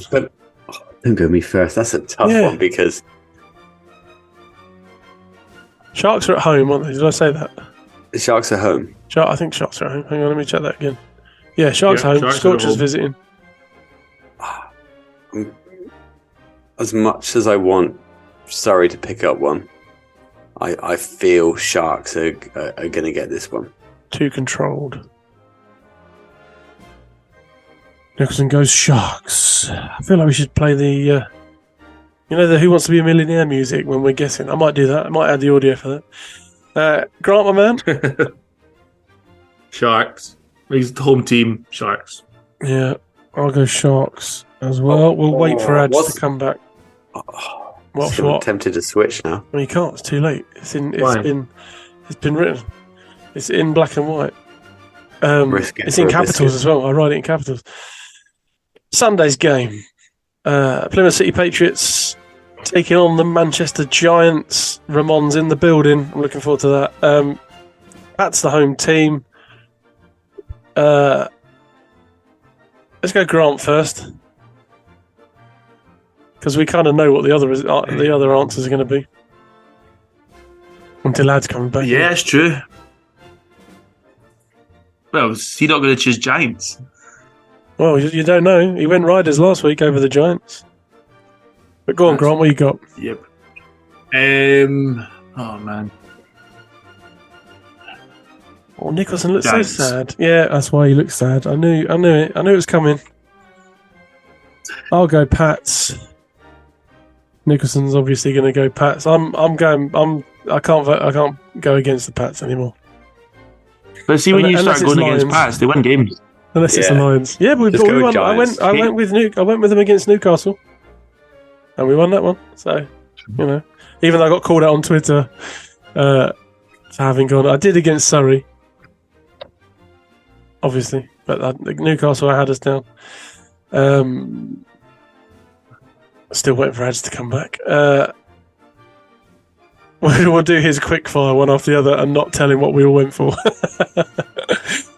Next up, on this your last game, there's not many to do, is there? Because GB supposed to be GB window, isn't it? GB window, yeah. So March 1st, March 3rd is then the trophy and the championship. So Gladiators at home, Scorchers the visitors. Are we all going Glads? Am I making that easy for us? I'm going Glads. Can I not Okay. switch? Can I switch Sharks and Scorchers? No. Well, no. There you go. I was going to say we'll open it up to the floor, but the floor has said no. Law said no, I mean, I very don't know quickly. where we go by on the floor, because we also allow ads to have very last minute selections. So last minute is afterwards. Yep. Sorry, I meant that. Not last minute. Afterwards. You might have to text them in. Well, we'll close the show, and then if he joins, he can give us when we sign off. But good. Yeah, well done. We got to the end. Before, oh no, go on. I'll let you guys go This went first. to overtime tonight. Grant, my man, thanks for being here. You got an early start tomorrow. Anything to plug before we go? What have I got to plug? Hopefully got sitting down with Ali Hodgic in the next few days, and then maybe a couple of the WBBL side as well, so that'll be pretty good. They obviously had a massive win against London and down there as well over the weekend, which is a superb game to watch. Both teams full of errors, but great basketball, great competition. And so that was mightily exciting. I had a great basketball Sunday. Watched that, then watched you guys. Heard someone not called Pabs on comms. What was the guy's name? Oh yeah, shout out Jack Guthrie. Good job. Oh, brilliant. What a job. Well done, Jack. First game, I think he said on his Yeah. socials. So well done, Jack. And then, watched some other games. It was just a basketball-filled Sunday, so I hope everyone enjoyed that. And we've got GB this week as well. We've only touched on that a wee bit, but exciting weekend of basketball ahead as well. Good man. Nicholson? Well, I might be sitting down with Pablo tomorrow morning, maybe, or not. Oh, shit, yeah. Forgot about that. I genuinely have a doctor's run to do. We'll see how that goes. Well, I was hoping to sit down with Pablo tomorrow morning. Sorry at some about point that. To record. There's been a lot going on Patriots. this week in the Pablo Cheeks household. It's questionable. We are overdue a Patriots podcast. Yeah, we are. We did some groundwork, didn't we? And we've got some bits to put out, but we need to kind of Yeah, put it all together. yeah. But Yeah, tomorrow's keep an looking eye out. unlikely, if I'm honest. I apologise for that, but I have to take a member of the Keep an eye on family our socials as well. We had or a two great to the day. doctors, but yeah. We had a great day yesterday in the community. Had ITV down, had Plymouth Live down, went to some schools, did some sessions, and the BBL basically followed us for the whole day. So we got some great work coming out soon. So kind of the world can see what the sort of stuff we do in the community. So keep an eye out for that. Please tell me you haven't been to my little girl's school because she's been off ill and she will be devastated. No, we went to Brook Green Centre I'd for never hear Learning. it. She'd blame me for that. If that I happened. still want a day in the life of Pablo Cheeks. No, On game day. I want a game day, Pablo Cheeks game day. I can do want that, what we no have problem. For breakfast, lunch, and dinner. Hey, I It'd can be show you boring that. as- I'll boring as I'll shit, film him but- walking in with a monster and a flipping chocolate Not bar. Monster anymore. Sneak. It's better for me. It's not full of crap. No, Here we you go. went to. I'm on it so now. We had like 4 interviews in the morning. We filmed the guys' workout in the gym and on the training. Then we went to Brook Green Centre for Learning, followed by an under 14s kind of pay and play session, and then followed by my under 14s development session. So yeah, it was a good day. Good work, sir. Well done. I would like, while Ads is trying to join, we'll get his predictions. I'm here. Oh, he's here. Here he is. He's here. I Ads, can't my get man. my camera to come on. It's all right. Don't Yeah. worry. We're just finishing the show. What we need is Right. there's only 3 games to predict. We've got the others. We're not going to tell you what they've predicted. Sharks or Scorchers? Right. Sharks at home. Sharks. Patriots or Giants? Giants. And Gladiators or is it Scorchers? I've forgotten. Yeah, Gladiators or Scorchers. Scorchers. Oh. Sorry, Gladiators. Oh, Flipping heck, there's not going to be much Whoa. wiggle room. that's gonna cause controversy. Nicholson's just moaning that he couldn't change one of his. There I we had to go. put a full stop to his sentence. We're just rounding things off. Ads, mate. You got anything to plug or anything to say before we go? Oh, no, I'm just having the usual ads technical issues with no phone that's working, laptop's webcam won't work, desktop won't fire up, you know. Thanks all for this coming on, though, man. technology. It's a good effort. Sorry, I was late. I had a meeting this evening, We'll leave it at that. is all I'll say. Yeah. We'll leave it at that. I've got a couple of things to say. First of all, shout out to I think it's Margaret, who's one of the volunteers down at the Patriots, who flagged me down at the end of a game. It was a good few weeks ago now, and said words to the effect of, "You're old. You talk about old basketball. I've got a load of tip-off magazines from the 90s. Do you want them?" To which I said, "Yes, please, very much so." And she delivered those, and I've got those. They're going to come in handy for a show. We've got an idea coming up later on in the season. What years are they from? Oh, we've got a plethora. Mid-90s, late 90s. Yeah, it's good stuff. Oh, man. Love to see Enjoyable that. stuff. Also, look out in March for our live. We're going to do it live. Our live Oscar show, where we will award various players from the BBL and coaches and other categories that we shall post with due time. We're going to try and go live in March. Yeah, that's when the Oscars are. You familiar with the Oscars? Yeah, that does make sense. We may, depending on everybody's availability, try and go live the day of the Oscars, which is normally around the 23rd of March-ish. I'm not sure this year. I've not What looked. about a studio audience? I think we'll rely on YouTube maybe for that. Okay. But we'll try and go live on the YouTube channel and live on the podcast simultaneously. If the old Skip computer can handle that, we'll see what happens. So look out for that. And then let's hope the trophy final's a good one. And yeah, I'm going to try my best to get to the trophy final. I don't know if anybody else is going to bother, which will work out quite well because the equipment I've got to deal with the loud noises is only geared for 2. So that'd be quite good if it's just me and Grant. When is it? When is it? When is it? That's a good question. It's the 26th of March. But just after the Oscars. I've got a haircut the day before, so I'll look absolutely awesome. You'll look dapper. I will not be coming. Good Why? work, sir. It's not that far. I think I might just enjoy a weekend off. I came to Birmingham. Did made the effort. Went into another country, for God's sake. Come on. Needed his passport and everything. Right, fellas, thank you for joining me. It's been a long one tonight. That's what she said. Everybody at home, thank you for listening. I apologise for that, by the way. I've been watching a lot of The Office, American Office. I do, yeah. Till next week. Take it easy. We will speak to you soon. Procreated. That's how it goes. Here's the hip-hop-opotamus, the hip-hop hippo. They call me the hip-hop-opotamus. My lyrics are bottomless.